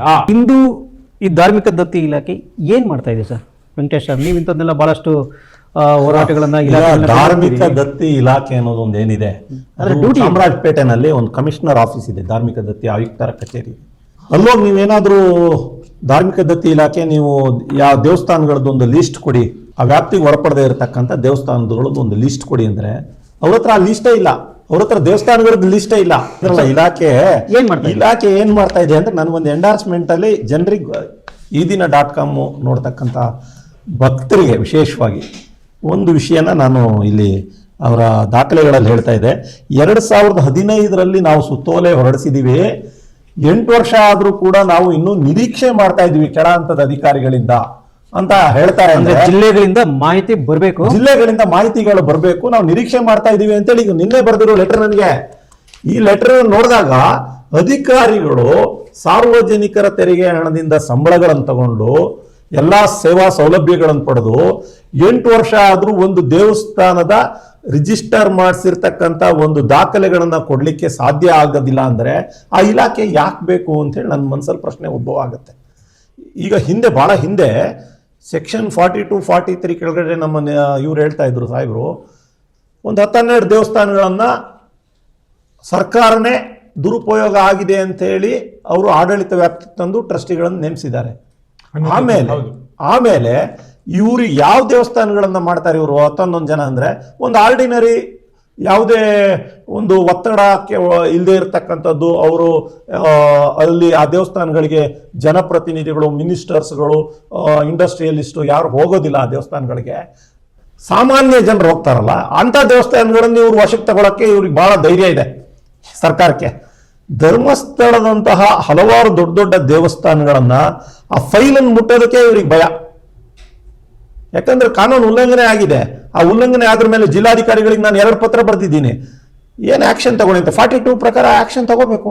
ಸೆಕ್ಷನ್ 42, 43 ಪ್ರಕಾರ ಅವರು ಮಂಗಳೂರಿನ ಜಿಲ್ಲಾಧಿಕಾರಿಗಳು, ಅವರು ಇಡೀ ಜಿಲ್ಲೆಯ ಆಡಳಿತನ ನೋಡ್ತಕ್ಕಂಥವ್ರು, ಅವರು ಆ ಕೆಲಸನೇ ಮಾಡ್ತಾ ಇಲ್ಲ. ನಾವು ರಿಮೈಂಡರ್ ಹಾಕ್ತಾನೆ ಇದ್ದೀವಿ, ದಯವಿಟ್ಟು ಇದನ್ನ ತಾವು ಮುಜರಾಯಿ ಇಲಾಖೆಯ ಸೆಕ್ಷನ್ 53 ಒಳಗಡೆ ರಿಜಿಸ್ಟರ್ ಮಾಡಿಲ್ಲ ಅಂತಂದ್ರೆ ನೀವು ಟೇಕ್ ಓವರ್ ಮಾಡಿ, 42 ಕೆಳಗಡೆ ಟೇಕ್ ಓವರ್ ಮಾಡಿ. ನೀವು ಸುಮ್ಮನೆ ಕೂತ್ಬಿಟ್ರೆ ಜನ ಭಕ್ತರು ಡೌಟ್ ಪಡ್ತಾರೆ. ದೇವಸ್ಥಾನದ ಮೇಲೆ ಪಡೋದಿರ್ಲಿ, ಅಧಿಕಾರಿಗಳ ಮೇಲೆ ಅನುಮಾನ ಪಡ್ತಾರೆ, ಇವನೇನು ಕೆಲಸ ಮಾಡ್ತಾ ಇಲ್ಲ, ಇವನು ಏನಾದ್ರು ಶಾಮೀಲ್ ಆಗಿದ್ದಾನೆ. ಇಲ್ಲ, ಈಗ ನೋಡಿ ಪರಿಸ್ಥಿತಿ ಹೇಗಿದೆ ಅಂದರೆ, ನೀವು ಈ ರೀತಿ ಹೇಳ್ತಾ ಇದ್ರಿ, ನೀವು ಭಕ್ತಾದಿಗಳ ಹಿತಾಸಕ್ತಿ ಮತ್ತು ಭಕ್ತರ ಭಕ್ತಿ ಮತ್ತು ಶ್ರದ್ಧೆಗಳನ್ನು ಕಾಪಾಡುವ ದೃಷ್ಟಿಯಿಂದ ನೀವು ಮಾತಾಡ್ತಾ ಇದ್ದೀರಿ. ಈಗ ಇಲ್ಲೊಂದು ಪತ್ರ ಇದೆ ನೀವು ಕೊಟ್ಟಿರ್ತಕ್ಕಂಥ ಪೇಪರಲ್ಲೇ. ಈಗ ಮಾನ್ಯ ಕೋಟಾ ಶ್ರೀನಿವಾಸ್ ಪೂಜಾರಿ ಅವರು, ಕೋಟಾ ಶ್ರೀನಿವಾಸ್ ಪೂಜಾರಿ ಅವರು ಹಿಂದೂ ಧಾರ್ಮಿಕ ಮತ್ತು ಧರ್ಮಾದಾಯ ದತ್ತಿ ಹಾಗೂ ದಕ್ಷಿಣ ಕನ್ನಡ ಜಿಲ್ಲಾ ಉಸ್ತುವಾರಿ ಸಚಿವರಾಗಿದ್ದಂಥ ಸಂದರ್ಭದಲ್ಲಿ, ಅಂದರೆ ಫೆಬ್ರವರಿ 2021ರಲ್ಲಿ ಬರೆದಿರುವಂಥ ಸುತ್ತೋಲೆ ಹೊರಡಿಸಿರೋ ಸುತ್ತೋಲೆ ಆದೇಶ ಕೊಟ್ಟಿದ್ದು, ಆದೇಶ ಇದೆ ನೋಟ್ ಏನು ಹೇಳ್ತಾರೆ? ಟಿಪ್ಪಣಿ ಕಾಪಿ ಅಂತ. ಟಿಪ್ಪಣಿ ಕಾಪಿ, ನೋಟ್. ಸರಿ, ನೋಟ್ ಏನು ಹೇಳುತ್ತೆ? ಇದು ಹಿಂದೂ ಧಾರ್ಮಿಕ ಮತ್ತು ಧರ್ಮಾದಾಯ ದತ್ತಿ ಇಲಾಖೆಯ ವ್ಯಾಪ್ತಿಗೆ ಒಳಪಡದಿರುವ ಖಾಸಗಿ ಹಿಂದೂ ದೇವಸ್ಥಾನಗಳನ್ನು, ನೋಡಿ, ಖಾಸಗಿ ಹಿಂದೂ ದೇವಸ್ಥಾನಗಳನ್ನು ಅಂತ ಹೇಳ್ತಾರೆ. What does it mean? ಇದು ನೀವು ಎಕ್ಸ್ಪ್ಲೈನ್ ಮಾಡಬೇಕು. ನಮಗೆ ಇದ್ರ ಬಗ್ಗೆ ನಮಗೆ ನಾಲೆಡ್ಜ್ ಇಲ್ಲ. ರಾವು ಮತ್ತು ವೆಂಕಟೇಶ್ ಅವರು ಎಕ್ಸ್ಪ್ಲೈನ್ ಮಾಡಬೇಕು. ಖಾಸಗಿ ಹಿಂದೂ ದೇವಸ್ಥಾನಗಳನ್ನು ಕಡ್ಡಾಯವಾಗಿ ನೋಂದಣಿ ಮಾಡಲು ಹಾಗೂ ಖಾಸಗಿ ದೇವಾಲಯದ ಆಸ್ತಿಪಾಸ್ತಿ ಚಿನ್ನಾಭರಣವು ಸೇರಿದಂತೆ ಒಟ್ಟು ಸಂಪನ್ಮೂಲಗಳನ್ನು ದಾಖಲಿಸಲು ಈ ಹಿಂದೆ ಸಂಖ್ಯೆ ADM 5 CR 52 2014 15 ದಿನಾಂಕ 3/8/2015 ಹೊರಡಿಸಲಾಗಿರುವ ಸುತ್ತೋಲೆಯನ್ನು ಕೂಡಲೇ ಮುಂದಿನ ಆದೇಶದವರೆಗೆ ತಡೆ ಹಿಡಿಯುವಂತೆ ಆದೇಶಿಸಿದೆ. ಅಂದರೆ ನೀವು ಆ ಸಂಬಂಧಪಟ್ಟಂತ ನೋಂದಾವಣಿ ಮಾಡ್ಲಿಕ್ಕೆ ಏನೆಲ್ಲ ಕ್ರಮಗಳು ತಗೋತಾ ಇದ್ರಿ ಅವನ್ನೆಲ್ಲ ಸ್ಟಾಪ್ ಮಾಡಿ ಅಂತೇಳಿ ಮಾನ್ಯ ಸಚಿವರು ಈ ನೋಟ್ ಕಳಿಸಿದ್ದಾರೆ. ಇಲ್ಲ, ಈಗ ಇನ್ನೊಂದು ಪಾಯಿಂಟ್ ಇದೆ ಸರ್, ನಿಮಗೆ ಕೊಟ್ಟಿರ್ತಕ್ಕಂತಹ ಉತ್ತರದಲ್ಲಿ ಕೂಡ 2015ರಿಂದ ನಾವು ಉತ್ತರದ ನಿರೀಕ್ಷೆಯಲ್ಲಿದ್ದೇವೆ, ಮಾಹಿತಿ ಜಿಲ್ಲೆಗಳಿಂದ ಬರಲಿ ಅಂತ ಕಾಯ್ತಾ ಇದ್ದೀವಿ ಅಂತ ಇಲ್ಲಿ ಕೂತಿರೋ ಪುಣ್ಯಾತ್ಮರು ನಿಮ್ಗೆ ಹೇಳ್ತಾರೆ. ಹೌದಾ? ತೆರಿಗೆ ಹಣದಿಂದ ಸಂಬಳ ಸಾರಿಗೆ ಎಲ್ಲ ತಗೊಂಡು ನೀವು ಹೇಳಿದಾಗೆ ಎಲ್ಲ ಸವಲತ್ತುಗಳನ್ನು ಅನುಭವಿಸ್ತಾ ಇರತಕ್ಕಂಥ ಅಧಿಕಾರಿಗಳು 2015ರಿಂದ ಕಾಯ್ತಾ ಕೂತ್ಕೊಂಡಿದ್ದೀವಿ, ಮಾಹಿತಿ ನಮಗೆ ಬಂದಿಲ್ಲ ಜಿಲ್ಲೆಗಳಿಂದ ಅಂತ ಹೇಳ್ತಾರೆ. ಇಲ್ಲಿ ಪುಣ್ಯಾತ್ಮ ನಮ್ಮ ಶ್ರೀನಿವಾಸ್ ಪೂಜಾರಿ ಅವರು ಮಂತ್ರಿಯಾಗಿ ಇದನ್ನ ಕಾಯ್ದೆಯ ಅನುಷ್ಠಾನವನ್ನು ತಡೆ ಹಿಡಿಯಿರಿ ಅಂತ ಹೇಳಿ ಆದೇಶ ಹೊರಡಿಸ್ತಾರೆ. ಏನಿದೆ, ಹೆಂಗೆ ಎಕ್ಸ್ಪ್ಲೈನ್ ಮಾಡ್ತೀರಿ? ಇದು 2011ರಲ್ಲಿ ಕರ್ನಾಟಕ ಸರ್ಕಾರದ ಅಸೆಂಬ್ಲಿ ಒಳಗಡೆ ಈ ಕಾಯ್ದೆಯನ್ನು ಎಲ್ಲ ಜನಪ್ರತಿನಿಧಿಗಳು ಸೇರಿ ಕಾಯ್ದೆಯನ್ನು ಜಾರಿಗೊಳಿಸ್ತಾರೆ. ಜಾರಿಗೊಳಿಸಿದ್ರ ಮೇಲೆ ಕಾಯ್ದೆ ಕಾರ್ಯಾಂಗದವರು ಈ ಕಾಯ್ದೆಯನ್ನು ಪಾಲನೆ ಮಾಡಬೇಕಾಗತ್ತೆ. ಅಷ್ಟೇ ಕೆಲಸ ಅವ್ರದ್ದು. ಯಾಕಂದರೆ ಈ ಕಾಯ್ದೆಯನ್ನು ರಾಷ್ಟ್ರಪತಿ ಅಥವಾ ಗವರ್ನರು ಎಲ್ಲ ಸಹಿ ಮಾಡಿದ್ರ ಮೇಲೆ, ಆ ಕಾಯ್ದೆ ಜಾರಿಗೆ ಬಂದ್ರ ಮೇಲೆ ಅದನ್ನು ತಡೆಯುವಂತಹ ಯಾವುದೇ ಅಧಿಕಾರ ಯಾರಿಗೂ ಇಲ್ಲ. ಶ್ರೀನಿವಾಸ್ ಪೂಜಾರಿ ಅವರು ಮಿನಿಸ್ಟರ್ ಆಗಿದ್ರೆ ಅವರಿಗೂ ಇಲ್ಲ. ಇದು ಕಾನೂನು ಬಾಹಿರವಾಗಿ ಹೊರಡಿಸಿರ್ತಕ್ಕಂಥ ಈ ಟಿಪ್ಪಣಿಯನ್ನ ನಾವು ಸಂವಿಧಾನ ವಿರೋಧಿ ಟಿಪ್ಪಣಿ, ಬರೇ ಕಾನೂನು ವಿರೋಧಿ ಟಿಪ್ಪಣಿ, ಇದು ಇಲ್ಲಿಗಲ್. ಆದ್ರೆ ಇವ್ರು ಯಾಕೋಸ್ಕರ ಹೊರಡಿಸ್ತಾರೆ ಅಂತ ನಿಮ್ ಪ್ರಶ್ನೆ ಇದೆ. ಇದು ಹಿಂದೂಗಳ ಮತ್ತು ಭಕ್ತರ ಹಿತದೃಷ್ಟಿ ಇಟ್ಕೊಂಡು ಈ ಟಿಪ್ಪಣಿ ಹೊರಡಿಸಿಲ್ಲ. ಮುಜರಾಯಿ ಇಲಾಖೆಯ ಅಂದಿನ ಮುಜರಾಯಿ ಸಚಿವರು ಈ ಟಿಪ್ಪಣಿ ಹೊರಡಿಸಿದ್ದು ಹಿಂದೂಗಳ ಮತ್ತು ಭಕ್ತರ ಹಿತಾಸಕ್ತಿಗೋಸ್ಕರ ಇದನ್ನು ಹೊರಡಿಸಿಲ್ಲ. ಇದು ಹೊರಡಿಸಿರೋದು ಆ ದೇವಸ್ಥಾನಗಳ ಆಡಳಿತ ಮಂಡಳಿಯ ಉದ್ಧಾರಕ್ಕೆ. ಸರ್, ಆ ರೆಗ್ಯುಲೇಷನ್ ಅಂದ್ರೆ ಫಸ್ಟ್ ಆಫ್ ಆಲ್ ಅವರು ರಿಜಿಸ್ಟರ್ ಮಾಡಬೇಕು.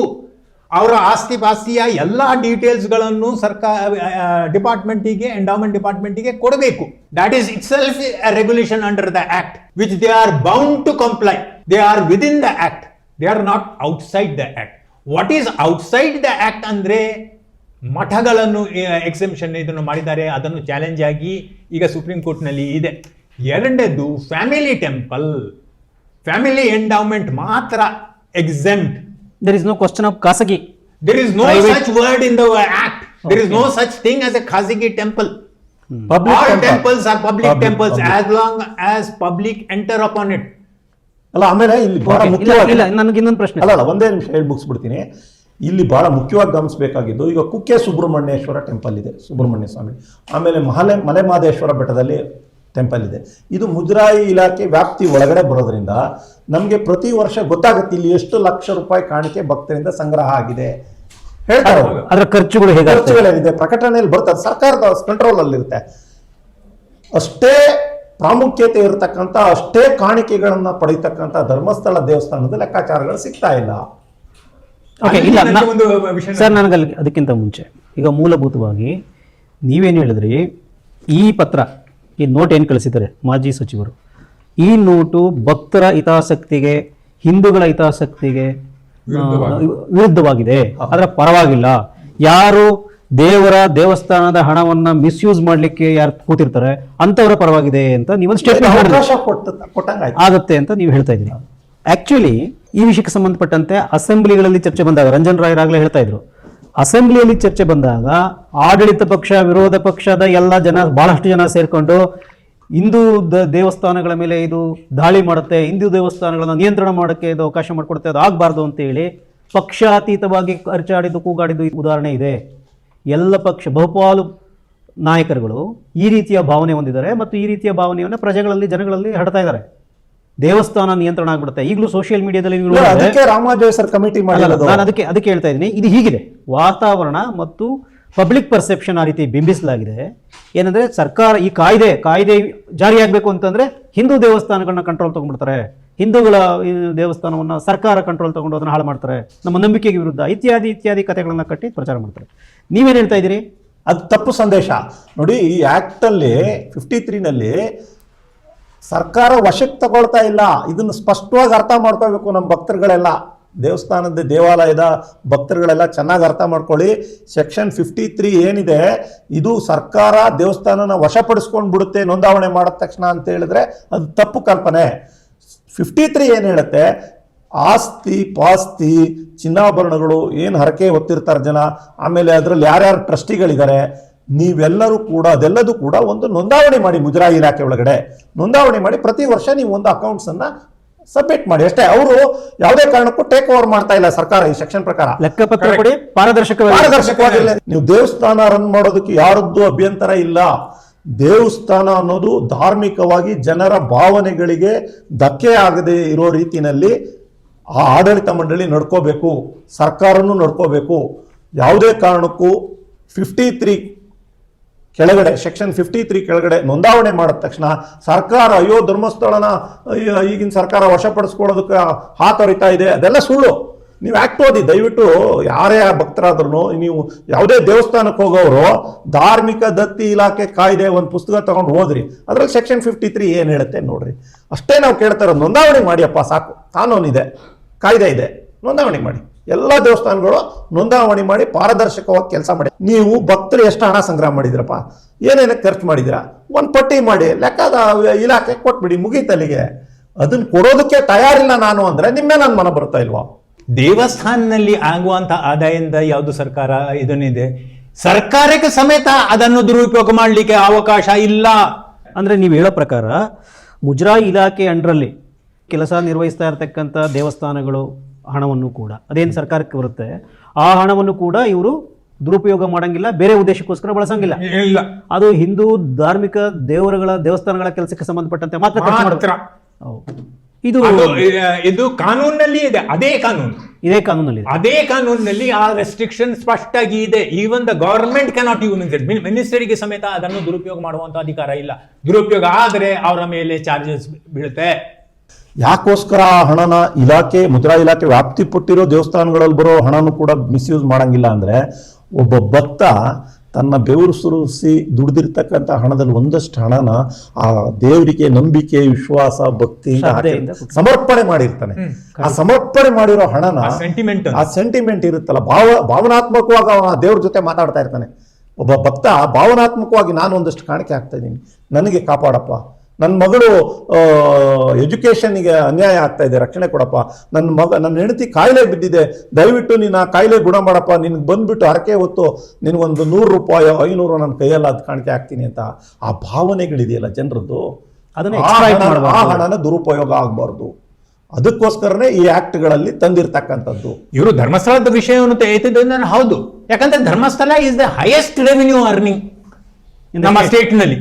ಅಷ್ಟು ದೊಡ್ಡ ಇದನ್ನು ಕೋಟಿ, ನೂರಾರು ಕೋಟಿ ಹಣವನ್ನು ಬರುವಂಥದ್ದು ಇದೆ. ಆದರೆ ಅವರು ಒಂದು ವಿಷಯವನ್ನು ಹೇಳಿದ್ರು ಅಂತಾರೆ, ಅಲ್ಲಿ ಏನಾಗತ್ತೆ ಅಂತ ಗೊತ್ತಾಗೋದಿಲ್ಲ ಅಂತ. ಆಕ್ಚುಲಿ ಅದು ಸಹ ನಮ್ಮ ಮಾಹಿತಿ ಇಲ್ಲದ ಕಾರಣ ನಾವು ಹೇಳಬೇಕು ಅಂತ. ಇದನ್ನು ಸಹ ಸರ್ಕಾರದವರು ಅದನ್ನು ಮಾಡೋದಿಲ್ಲ. ಯಾಕಂದ್ರೆ ಧರ್ಮಸ್ಥಳದ ದೇವಸ್ಥಾನವನ್ನು ಸೆಕ್ಷನ್ 1023C5 ಇನ್ಕಮ್ ಟ್ಯಾಕ್ಸ್ ನಲ್ಲಿ ಅವರು ರಿಜಿಸ್ಟರ್ ಮಾಡಿ ಇನ್ಕಮ್ ಟ್ಯಾಕ್ಸ್ ಎಕ್ಸೆಂಪ್ಷನ್ ಪಡ್ಕೊಂಡಿದ್ದಾರೆ. No private entity can get income tax exemption. ಆದರೆ ಸಾರ್ವಜನಿಕ ಪಬ್ಲಿಕ್ ಚಾರಿಟಬಲ್ ಎಂಟಿಟೀಸಿಗೆ ಇನ್ಕಮ್ ಟ್ಯಾಕ್ಸ್ 12A ಪ್ರಕಾರ ರಿಜಿಸ್ಟ್ರೇಷನ್ ಮಾಡ್ತಾರೆ. ಅದಕ್ಕೆ ಇನ್ಕಮ್ ಟ್ಯಾಕ್ಸ್ ನೀವು ಕಟ್ಟೋದು ಬೇಡ ಅಂತ ಸರ್ಕಾರ ಹೇಳ್ತಾರೆ. ಧರ್ಮಸ್ಥಳದ ದೇವಸ್ಥಾನ ಸಹ one of the clear arguments, ಅದು ಪ್ರೈವೇಟ್ ಅಲ್ಲ ಅಂತ ಅದಾದ್ರೆ, ಪ್ರೈವೇಟ್ ಆಗಿದ್ರೆ ಈ ಎಲ್ಲಾ ದೇವಸ್ಥಾನಗಳನ್ನು ಇನ್ಕಮ್ ಟ್ಯಾಕ್ಸ್ ಕಟ್ಟಬೇಕು. ಮತ್ತೆ ದೇವಸ್ಥಾನ ಒಂದು ಪ್ರೈವೇಟ್ ಎಂಡ್ ಆಗುದಿಲ್ಲ, ಯಾಕಂದ್ರೆ it is not A business. ದೇವಸ್ಥಾನವನ್ನು ಬಿಸ್ನೆಸ್ ಮಾಡಲ್ಲ. ಅದಕ್ಕೋಸ್ಕರ ಇನ್ ದ ಪರ್ಪಸ್ ಅವ್ರಿಗೆ ಹೇಳಿದ್ದಾರೆ, ದೇವಸ್ಥಾನವನ್ನು ಒಂದು ಬಿಸ್ನೆಸ್ ಹಾಗೆ ನೀವು ಪ್ರೈವೇಟ್ ಎಂಟರ್ಪ್ರೈಸಸ್, ಪ್ರೈವೇಟ್ ಸೊಸೈಟೀಸ್ಗಳನ್ನು ಮಾಡಿದ್ರೆ ಅದನ್ನು ನಾವು ನಿಲ್ಲಿಸ್ತೀವಿ ಅಂತ ಹೇಳೋದು. ಅದಕ್ಕೆ temples cannot be used as business enterprises. ನಿಮ್ಮ ಈ ದಿನ.com ನಮ್ಮ ಕರ್ನಾಟಕ ಎಂಬ ವಿಶೇಷ ಸಂಚಿಕೆಯನ್ನು ನಿಮಗಾಗಿಯೇ ಹೊರತಂದಿದೆ. ಕರ್ನಾಟಕದ 50 ವರ್ಷಗಳ ಎಲ್ಲಾ ವಿಷಯಗಳನ್ನು ಒಮ್ಮೆಗೆ ಓದಿ ನಿಮ್ಮ ಮಕ್ಕಳಿಗೂ ಓದಿಸಿ. ಇನ್ನೇಕೆ ತಡ, ಕರೆ ಮಾಡಿ ಅತ್ಯುತ್ತಮ ಪುಸ್ತಕವನ್ನು ನಿಮ್ಮದಾಗಿಸಿಕೊಳ್ಳಿ. ಈಗ ನೀವು ಅದೆಲ್ಲ ಕ್ಲಿಯರ್ ಆಗಿ ಹೇಳ್ತಾ ಇದ್ದೀರಿ, ಆದರೆ ವೈಲೇಷನ್ ನಡೀತಾ ಇದೆ. This is the fact. ಬಹಳ ಕಟು ಸತ್ಯ ಏನಪ್ಪಾ ಅಂತಂದ್ರೆ, ಈ ಕಾಯ್ದೆಯ ಉಲ್ಲಂಘನೆ ಆಗ್ತಾ ಇದೆ. ಕೆಲವು ಸಂಸ್ಥೆಗಳು, ಕೆಲವು ದೇವಾಲಯಗಳು, ದೇವಸ್ಥಾನದ ಮುಖ್ಯಸ್ಥರುಗಳು ಅದನ್ನು ನೋಂದಣಿ ಮಾಡ್ತಾ ಇಲ್ಲ. ಕ್ರಮೇಣವಾಗಿ ಒಂದಾದ ಮೇಲೆ ಒಂದು ನಂತರ ಬರ್ತಾ ಇರತಕ್ಕಂಥ ಸರ್ಕಾರಗಳು ಯಾವ ಕ್ರಮವನ್ನು ತೆಗೆದುಕೊಳ್ತಾ ಇಲ್ಲ. ನಾವು ಮಾಹಿತಿಯ ನಿರೀಕ್ಷೆಯಲ್ಲಿದ್ದೀವಿ ಅಂತ ಎಂಡಾರ್ಸ್ಮೆಂಟ್ ಕೊಡ್ತಾರೆ, ನಿಮಗೆ ಕಾಯ್ತಾ ಕೂತ್ಕೋತಾರೆ. ಇದು ಕಾಯ್ದೆಯ ಸ್ಪಷ್ಟ ಉಲ್ಲಂಘನೆ. ಇದನ್ನು ಹೇಗೆ ಸರಿಪಡಿಸ್ತೀರಿ? ಈಗ ಭಕ್ತರಿಗೆ ಗೊತ್ತಿಲ್ಲ, ಭಕ್ತರಿಗೆ ಸ್ಪಷ್ಟತೆ ಇಲ್ಲ. ಭಕ್ತರಿಗೆ ನೀವು ಯಾರಾದರೂ ಪ್ರಶ್ನೆ ಮಾಡಿದ್ರೆ ನೀವು ಧರ್ಮ ವಿರೋಧಿ ಅಂತ ನಿಮ್ಮನ್ನ ಬ್ರ್ಯಾಂಡ್ ಮಾಡ್ಲಿಕ್ಕೆ ಟ್ರೈ ಮಾಡ್ತಾರೆ. ನೋಡಿ, ಆ ಧರ್ಮದ ಬಗ್ಗೆ ಕೇಳ್ತಾ ಇಲ್ಲ, ಈ ಧರ್ಮದ ಬಗ್ಗೆ ಕೇಳ್ತಾ ಇಲ್ಲ, ನಮ್ಮ ಧರ್ಮದ ಬಗ್ಗೆ ಕೇಳ್ತಾ ಇದ್ದಾರೆ ಅಂತೇಳಿ ವೆಂಕಟೇಶ್ ಅವರು ಅಥವಾ ರಂಜನ್ ರಾವ್ ಅಥವಾ ನಮ್ಮಂಥವ್ರು ನ್ಯೂಸ್ ಆಂಕರಿಂಗ್ ಮಾಡೋಂಥವ್ರನ್ನ ಅವರು ಟಾರ್ಗೆಟ್ ಮಾಡ್ತಾರೆ. ವೆಸ್ಟೆಡ್ ಇಂಟ್ರೆಸ್ಟ್ ಇರುವಂಥ ಜನ. ಈ ಕಾಯ್ದೆ ಅಲ್ಲ, ನಾನು ಒಂದೇ ನಿಮಿಷ, ಈ ಕಾಯ್ದೆ ನೀವು ಹೇಳೋ ಪ್ರಕಾರ ಬಹಳ ಬಹಳ ಕ್ರಿಸ್ಟಲ್ ಕ್ಲಿಯರ್ ಆಗಿ ಸ್ಪಷ್ಟವಾಗಿ ಹಿಂದೂ ಭಕ್ತರ ಹಿತಾಸಕ್ತಿಯನ್ನ, ಭಕ್ತರ ಶ್ರದ್ಧೆ ಮತ್ತು ಭಾವನೆಗಳಿಗೆ, ಅವರ ಭಕ್ತಿಗೆ ಬಹಳ ಬೆಲೆ ಕೊಟ್ಟು, ಬಹಳ ಗೌರವ ಕೊಟ್ಟು, ಅದು ದುರುಪಯೋಗ ಆಗಬಾರ್ದು ಅಂತ ಹೇಳಿ ನೀವು ಎಕ್ಸ್ಪ್ಲೈನ್ ಮಾಡಿರೋ ಪ್ರಕಾರ ಬಹಳ ಕ್ರಿಸ್ಟಲ್ ಕ್ಲಿಯರ್ ಆಗಿ ಹೇಳಿದೆ ಕಾಯ್ದೆ. ಈ ಕಾಯ್ದೆ ವಿರುದ್ಧ ಕಾಯ್ದೆ ಉಲ್ಲಂಘನೆ ಮಾಡ್ತಾ ಇರೋರು ಹೇಳಿದ್ರೆ ವೆಸ್ಟರ್ನ್ ಇಂಟ್ರೆಸ್ಟ್ ಬರುವ ಕೆಲಸ ಮಾಡ್ತಾ ಇರೋದು ಕ್ಲಿಯರ್ ಇದೆ. ಈ ಉಲ್ಲಂಘನೆಗೆ ಏನು ಕ್ರಮ? ಉಲ್ಲಂಘನೆ ಸರಿಪಡಿಸುವ ವಿಧಾನ ಏನು? ಸರ್ಕಾರ ತಕ್ಷಣ ಯಾವ ದೇವಸ್ಥಾನಗಳು ನೋಂದಾವಣೆ ಮಾಡಿಲ್ಲ ಆ ದೇವಸ್ಥಾನಕ್ಕೆ ಸೆಕ್ಷನ್ 40 to 43 ಪ್ರಕಾರ ಇಮ್ಮಿಡಿಯೇಟ್ ಕ್ರಮ ಜರುಗಿಸಬೇಕು. ಇಲ್ಲದೆ ಇದ್ರೆ ನೀವು ಪಾರ್ಲಿಮೆಂಟ್ ಅಲ್ಲೋ ಅಥವಾ ಅಸೆಂಬ್ಲಿಲೋ ಕುತ್ಕೊಂಡು ಕಾಯ್ದೆ ಮಾಡಿದ್ದಕ್ಕೆ 4 ಕಾಣೆ ಕಿಮ್ಮತ್ ಇರೋದಿಲ್ಲ ನಿಮಗೆ ಅನ್ನೋದು ನನ್ನ ವಾದ. ಯಾವ್ದು ಉಪಯೋಗ ಆಗಬಾರದು, ಹಿಂದೂ, ಮುಸ್ಲಿಂ, ಕ್ರಿಶ್ಚಿಯನ್, ಯಾವುದು Parsi, I am still bound by the law of the land. ಸರಿ ಸರ್, ಅಲ್ಲ ನಿಮ್ಮ ವಾದ ಒಪ್ಪತಕ್ಕದ್ದು. ಆದರೆ ನನ್ನ ಪ್ರಶ್ನೆ ಕೊನೆಯದಾಗಿ ನಿಮ್ಮ ಇಬ್ಬರಿಗೂ ಇಷ್ಟೇ, ಕಾನೂನಿನ ಉಲ್ಲಂಘನೆ ಆಗ್ತಾ ಇದೆ, ಕಾನೂನಿನ ಉಲ್ಲಂಘನೆ ಅವ್ಯಾಹತವಾಗಿ ನಡೀತಾ ಇದೆ. ಸಂಬಂಧಪಟ್ಟ ಸಂಸ್ಥೆಗಳು, ದೇವಸ್ಥಾನಗಳು ಅದನ್ನು ಮಾಡ್ತಾ ಇದ್ದಾವೆ, ಅಧಿಕಾರಿಗಳು ಅದನ್ನು ಮಾಡ್ತಾ ಇದ್ದಾರೆ. ಎರಡು ಕಡೆಗೆ ನಡೀತಾ ಇದೆ, ಕಾನೂನು ಪಾಲನೆ ಆಗ್ತಾ ಇಲ್ಲ. ಏನು ಮುಂದಿನ ನಡೆ? ನಾವು ಇದನ್ನು ಸರಿಪಡಿಸುವ ವಿಧಾನ ಏನು? ಲಕ್ಷಾಂತರ ಕೋಟ್ಯಾಂತರ ಭಕ್ತರ ಹಕ್ಕುಗಳನ್ನು, ಭಕ್ತರ ಭಾವನೆಗಳು, ಶ್ರದ್ಧೆಯನ್ನು, ಅವರ ಭಕ್ತಿಯನ್ನು ಕಾಪಾಡುವ ವಿಧಾನ ಹೇಗೆ? ಏನು ಮಾಡ್ತೀರಿ? ಕಾನೂನು ಉಲ್ಲಂಘನೆ ಸರಿಪಡಿಸುವ ವಿಧಾನ ಹೇಗೆ? ಇದಕ್ಕೆ ರೆಸ್ಪಾನ್ಸಿಬಲ್ ಅಂತ ಯಾವುದಾದ್ರೂ ಒಂದು ವ್ಯಕ್ತಿ ಅಂತ ಆದ್ರೆ it is the minister for endowments. The minister of environment is the executive head ಆ ಡಿಪಾರ್ಟ್ಮೆಂಟ್ ಇದ್ದು. ಅವರ ಕರ್ತವ್ಯ ಈ ಕಾನೂನನ್ನು ಸರಿಯಾಗಿ ಜಾರಿಗೆ ತಂದು ಅದರದ್ದು ಕೆಲಸವನ್ನು ಮಾಡಲಿಕ್ಕೆ. ಅದರದ್ದು ಫಸ್ಟ್ ಸ್ಟೆಪ್ ಅವರು ಮಾಡಿದ್ದಾರೆ. ಇಷ್ಟುವರೆಗೆ ಅದನ್ನು ಆಗ್ತಾ ಇರಲಿಲ್ಲ, ಅವರು ಈಗ ಒಂದು ಸುತ್ತೋಲೆಯನ್ನು ಹರಿಸ್ತಾ ಇದ್ದಾರೆ. ಆ ಪ್ರಕಾರ ಈಗ ಸೆಕ್ಷನ್ 53 ಪ್ರಕಾರ ರಿಜಿಸ್ಟ್ರೇಷನ್ ಅವರು ಮಾಡುವಂಥದ್ದು ಆದೇಶವನ್ನು ಕೊಡ್ತಾ ಇದ್ದಾರೆ. ನಮ್ಮ ನೆಕ್ಸ್ಟ್ ಸ್ಟೆಪ್ ಏನು ಅಂತ ನಾವು ಫಸ್ಟ್ ಆಗಿ ಹೇಳ್ತೀವಿ. We will follow up with the minister downwards. ಅವರು ಪ್ರತಿಯೊಬ್ಬರು ವ್ಯಕ್ತಿಗೆ ಈ ಕೆಲಸವನ್ನು ಆಗಿದೆ ಅಂತ ಪದೇ ಪದೇ ಇದನ್ನು ಮಾಡ್ತೀವಿ. The minister is bound to see that the act is enacted. ಯಾಕಂದ್ರೆ ನೀವು ಎನಾಕ್ಟ್ ಮಾಡಿದ್ದೀರಿ, ಪ್ರೆಸಿಡೆಂಟಿನ ಅಸೆಂಟ್ ತಗೊಂಡಿದ್ದೀರಿ, ನೋಟಿಫೈ ಮಾಡಿದ್ದೀರಿ. ಅದನ್ನು ನಾವು ಜಾರಿಗೆ ಮಾಡುವುದಿಲ್ಲ ಅಂತ ಹೇಳುವಂತಹದ್ದು ಅಧಿಕಾರ ಯಾರಿಗೆ ಇಲ್ಲ. Both the minister, he is of course the executive head, and the entire department is responsible to see that. ಅದನ್ನು ಮಾಡಲಿಲ್ಲ ಆದರೆ ಅವರಿಗೆ ಮಾಡುವಂತಹದ್ದು ಅಧಿಕಾರ ನಮ್ಮ ಆಸ್ ಆರ್ಡಿನರಿ ಸಿಟಿಸನ್ಸ್ ನಮಗೆ ಇದೆ. ಅದನ್ನು ನಾವು ಫಾಲೋ ಅಪ್ ಮಾಡ್ತೀವಿ. ಬಹುಶಃ ಈಗಿನ ಮಂತ್ರಿಗಳು ನಮಗೆ ಇದನ್ನು ಸಹಾಯವನ್ನು ಮಾಡ್ತಾರೆ, ಇದನ್ನು ಆಗುವ ಹಾಗೆ ಮಾಡ್ತಾರೆ. ಇಲ್ಲಾಂದ್ರೆ ನಾವು ಅದನ್ನು ಹೆಜ್ಜೆ ಹೆಜ್ಜೆಗೆ ಫಾಲೋ ಮಾಡಿ ಈ 53 ಪ್ರಕಾರ ರಿಜಿಸ್ಟ್ರೇಷನ್ಸ್ಗಳನ್ನು ಆಗುವ ಹಾಗೆ ನಾವು ಮಾಡ್ತೀವಿ. ಭಕ್ತರ ಹಿತಾಸಕ್ತಿನ ನೀವು ಕಾಪಾಡ್ತೀವಿ. ಅದು ನಮ್ಮ ಜವಾಬ್ದಾರಿ as citizens of this country. I have every right to see that the law enacted by the legislative assembly should be implemented. ಇದು ನನ್ನ ವಾದ. ಜವಾಬ್ದಾರಿಯುತ ನಾಗರಿಕರಾಗಿ ನಾವು ಏನು ಮಾಡಬೇಕು, ಹಳಿ ತಪ್ಪಿದ ಅಧಿಕಾರಿಗಳನ್ನು ಹಳಿಗೆ ತಂದು ನಿಲ್ಲಿಸುವಂಥ ಕೆಲಸ ಮಾಡ್ತೀವಿ. Okay sir, thank you. ನಿಮ್ಮ ಪ್ರಯತ್ನ ಯಶಸ್ವಿಯಾಗಲಿ. ನಮ್ಮ ಚರ್ಚೆಯಲ್ಲಿ ಭಾಗವಹಿಸಿದ್ದಕ್ಕೆ ಧನ್ಯವಾದಗಳು. ವೀಕ್ಷಕರೇ, ಅಮಾಯಕ ಭಕ್ತರ, ಇನ್ನೂ ನಿರ್ದಿಷ್ಟವಾಗಿ ಹೇಳಬೇಕಂದ್ರೆ ಹಿಂದೂ ಭಕ್ತರ ಧಾರ್ಮಿಕ ಭಾವನೆಗಳನ್ನು, ಭಕ್ತಿಯನ್ನು, ಶ್ರದ್ಧೆಯನ್ನು ದುರುಪಯೋಗ ಮಾಡ್ಕೋಬಾರ್ದು. ಹಿಂದೂ ದೇವಸ್ಥಾನ, ದೇವಾಲಯ ಅಂತಂದರೆ ಅದನ್ನು ಬಿಸ್ನೆಸ್ ಆಗಿ ಮಾಡ್ಕೋಬಾರ್ದು. ಖಾಸಗಿ ವ್ಯಕ್ತಿಗಳು ಅದನ್ನು ಕಬಳಿಸಬಾರ್ದು. ಅಮಾಯಕ ಭಕ್ತರ ಭಕ್ತಿ ಶ್ರದ್ಧೆಗಳನ್ನು ದೋಚಬಾರ್ದು ಅನ್ನೋ ದೃಷ್ಟಿಯಿಂದ ಹಿಂದೂ ಧಾರ್ಮಿಕ ದತ್ತಿ ಕಾಯ್ದೆ ಇಲಾಖೆ ಬಂದಿದೆ. ಆ ಇಲಾಖೆಯ ಈ ಕಾಯ್ದೆಗಳು ಬಂದಿದ್ದಾವೆ. ಹಿಂದೂ ಭಕ್ತಾದಿಗಳ ಹಿತಾಸಕ್ತಿಯನ್ನು ಕಾಪಾಡುವ ದೃಷ್ಟಿಯಿಂದಲೇ ತಂದಂತಹ ಈ ಕಾಯ್ದೆ, ಈ ಸೆಕ್ಷನ್ 53 ಅಸೆಂಬ್ಲಿಯಲ್ಲಿ ಚರ್ಚೆಯಾಗಿ ಕಾಯ್ದೆಯಾಗಿ ಕಾನೂನಾಗಿದೆ. ಆದರೆ ಆ ಕಾನೂನನ್ನು ಜಾರಿಗೆ ತರಲಿಕ್ಕೆ ಕೆಲವು ದೇವಸ್ಥಾನಗಳು ವಿಫಲವಾಗಿದ್ದಾವೆ, ಅದರಿಂದ ತಪ್ಪಿಸ್ಕೊಳ್ತಾ ಇದ್ದಾವೆ. ಇದನ್ನು ಬೆನ್ನತ್ತಿ ನೈಜ ಹೋರಾಟಗಾರ ವೇದಿಕೆಯವರು ಅಥವಾ ನಾಗರಿಕ ಸೇವಾ ಟ್ರಸ್ಟ್ ಅಂತ ಸಂಸ್ಥೆಯವರು ಈ ಕಾಯ್ದೆ ಜಾರಿ ಮಾಡಿ ಭಕ್ತರ ಹಿತಾಸಕ್ತಿ, ಅಮಾಯಕ ಭಕ್ತರ ಭಾವನೆಗಳಿಗೆ ಬೆಲೆ ಕೊಡಿ, ಭಕ್ತರ ಹಿತಾಸಕ್ತಿಯನ್ನು ಕಾಪಾಡಿ, ಭಕ್ತರು ದೇವರಿಗೆ ಸಮರ್ಪಣೆ ಮಾಡಿದಂಥ ಹಣ ಮತ್ತು ಬಂಗಾರ ಇತ್ಯಾದಿ ಏನಿದೆ ಅದರ ಖಾಸಗಿ ವ್ಯಕ್ತಿಗಳು ದುರುಪಯೋಗ ಮಾಡೋದನ್ನು ತಪ್ಪಿಸಿ ಅಂತ ಹೇಳಿ ಹೋರಾಟ ಮಾಡ್ತಾ ಇದ್ದಾರೆ. ಈ ಹೋರಾಟದ ಪರಿಣಾಮವಾಗಿ ಸಾಕಷ್ಟು ಬೆಳವಣಿಗೆಗಳಾಗಿದ್ದಾವೆ. ಹಿಂದೂ ಧಾರ್ಮಿಕ ದತ್ತಿ ಇಲಾಖೆಯ ರಾಜ್ಯ ಆಯುಕ್ತರು ರಾಜ್ಯದ ಎಲ್ಲ ಅಧಿಕಾರಿಗಳಿಗೆ ಒಂದು ಸುತ್ತೋಲೆ ನಿರ್ದೇಶನ ಕಳಿಸಿದ್ದಾರೆ. ಅದರ ಪ್ರಕಾರ ರಾಜ್ಯದ ಎಲ್ಲಾ ದೇವಸ್ಥಾನಗಳನ್ನ ಹಿಂದೂ ಧಾರ್ಮಿಕ ದತ್ತಿ ಕಾಯ್ದೆಯ ಸೆಕ್ಷನ್ 53 ಪ್ರಕಾರ ನೋಂದಣಿ ಮಾಡಿ ಎನ್ನುವ ನಿರ್ದೇಶನವನ್ನು ಕೊಟ್ಟಿದ್ದಾರೆ. ಸೊ ಅದರ ಪ್ರಕಾರ ದಕ್ಷಿಣ ಕನ್ನಡ ಜಿಲ್ಲೆಯ ಎಸಿ ಅಸಿಸ್ಟೆಂಟ್ ಕಮಿಷನರ್ ಅವರು ಪ್ರೊಸೀಜರ್ ಪ್ರಕಾರ ಬೆಳ್ತಂಗಡಿ ತಾಲೂಕು ತಹಶೀಲ್ದಾರ್ ಅವರಿಗೆ ಒಂದು ಪತ್ರ ಬರೆದು ಧರ್ಮಸ್ಥಳ ಮಂಜುನಾಥ ದೇವಸ್ಥಾನವನ್ನು ಕೂಡ ನೀವು ಈ ಸೆಕ್ಷನ್ 53 ಅಡಿಯಲ್ಲಿ ನೋಂದಣಿ ಮಾಡಲಿಕ್ಕೆ ಪ್ರಸ್ತಾವನೆಯನ್ನು ಸಿದ್ಧಪಡಿಸಿ ಕಳಿಸಿ ಅಂತ ಕಳಿಸಿದ್ದಾರೆ. ಈ ಮಾಹಿತಿ ನಾಗರಿಕ ಸೇವಾ ಟ್ರಸ್ಟ್ನವರು ಕೇಳಿದ ಮಾಹಿತಿ ನಮಗೆ ಲಭ್ಯವಾಗಿದೆ. ಅನಂತರದಲ್ಲಿ ಅಲ್ಲಿ ಸಂಬಂಧಿಸಿದ ರೆವಿನ್ಯೂ ಇನ್ಸ್ಪೆಕ್ಟರ್ ಕೂಡ ಮಾಹಿತಿ ಹೋಗಿದೆ. ರೆವಿನ್ಯೂ ಇನ್ಸ್ಪೆಕ್ಟರ್ ಅವರು ಧರ್ಮಸ್ಥಳದ ವಿಲೇಜ್ ಅಕೌಂಟೆಂಟ್ಗೆ ಅಂದರೆ ಗ್ರಾಮ ಕರ್ಣಿಕರಿಗೆ ಆ ಪ್ರಸ್ತಾವನೆ ಸಿದ್ಧಪಡಿಸಲಿಕ್ಕೆ ಸೂಚನೆ ಕೊಟ್ಟಿದ್ದಾರೆ. ಈ ಪ್ರಸ್ತಾವನೆ ಪ್ರಕಾರ ದೇವಸ್ಥಾನದ ಹೆಸರು, ದೇವಸ್ಥಾನದ ಆಡಳಿತಾಧಿಕಾರಿಗಳ ಹೆಸರು, ದೇವಸ್ಥಾನದಲ್ಲಿರ್ತಕ್ಕಂಥ ಚಿರ ಮತ್ತು ಚರ ಆಸ್ತಿಗಳ ಒಟ್ಟು ಪಟ್ಟಿ, ಆದಾಯ ಮತ್ತು ವೆಚ್ಚದ ಪಟ್ಟಿ, ಈ ಎಲ್ಲವನ್ನು ಒಂದು ನಮೂದಿತವಾದಂತಹ ಫಾರಂನಲ್ಲಿ ಸಲ್ಲಿಸಬೇಕಾಗುತ್ತೆ. ಅಲ್ಲಿಗೆ ಒಂದು ಅಕೌಂಟಬಿಲಿಟಿ ಮತ್ತು ಟ್ರಾನ್ಸ್ಪರೆನ್ಸಿ ಬಂದಂಗಾಗುತ್ತೆ. ಅಂದ್ರೆ ಉತ್ತರದಾಯಿತ್ವ, ಭಕ್ತರ ಸಾರ್ವಜನಿಕ ಶ್ರೀ ಕ್ಷೇತ್ರ ಧರ್ಮಸ್ಥಳ, ಅಲ್ಲಿ ಒಂದು ಅಕೌಂಟಬಿಲಿಟಿ, ಟ್ರಾನ್ಸ್ಪರೆನ್ಸಿ, ಉತ್ತರದಾಯಿತ್ವ ಮತ್ತು ಒಂದು ಪಾರದರ್ಶಕತೆ ಬಂದಂಗಾಗುತ್ತೆ. ಇದು ಸಕ್ರಮವಾಗಿ ನೋಂದಣಿಯಾದ ನಂತರದಲ್ಲಿ ಪ್ರತಿ ವರ್ಷ ಕೂಡ ಇಲಾಖೆಗೆ ಈ ನಮೂನೆಯಲ್ಲಿ ಮಾಹಿತಿಯನ್ನು ಸಲ್ಲಿಸಬೇಕಾಗುತ್ತೆ. ಇದು ಕೇವಲ ಧರ್ಮಸ್ಥಳಕ್ಕೆ ಮಾತ್ರ ಸೀಮಿತವಾದಂಥ ವಿಚಾರ ಅಲ್ಲ. ರಾಜ್ಯದ ಎಲ್ಲ ಸಾರ್ವಜನಿಕ ದೇವಸ್ಥಾನ ಅಂದ್ರೇ ಸಾರ್ವಜನಿಕ, ಆದರೆ ನೋಂದಣಿ ಮಾಡದೆ ಕೆಲವರು ಖಾಸಗಿ ವ್ಯಕ್ತಿಗಳು ಕಬ್ಜಾದಲ್ಲಿ ದೇವಸ್ಥಾನಗಳು ಮುಂದುವರಿತಾ ಇರುವಂಥ ಪ್ರಕ್ರಿಯೆ ನಡೀತಾ ಇದೆ. ಇದು ತಪ್ಪಬೇಕು. ರಾಜ್ಯದ ಎಲ್ಲ ದೇವಸ್ಥಾನಗಳು ಸಕ್ರಮವಾಗಿ ಕಾನೂನು ಪ್ರಕಾರವಾಗಿ ನೋಂದಣಿಯಾಗಬೇಕು. ಪಾರದರ್ಶಕತೆ ಮತ್ತು ಉತ್ತರದಾಯಿತ್ವ ಬರಲಿ ಅಂತ ಆಶಿಸೋಣ. ಈ ಹೋರಾಟದಲ್ಲಿ ಅವರಿಗೆ ಯಶಸ್ವಿ ಸಿಗಲಿ. ಈ ಸರ್ಕಾರಗಳು ಯಾವ ರೀತಿ ಕೆಲಸ ಮಾಡ್ತವೆ, ನಮ್ಮ ಹೋರಾಟಗಳು ಯಾವ ದಿಕ್ಕಿನಲ್ಲಿ ಹೋಗ್ತವೆ ಅನ್ನೋದನ್ನ ನಾವು ಕಾದು ನೋಡೋಣ. ನಮಸ್ಕಾರ.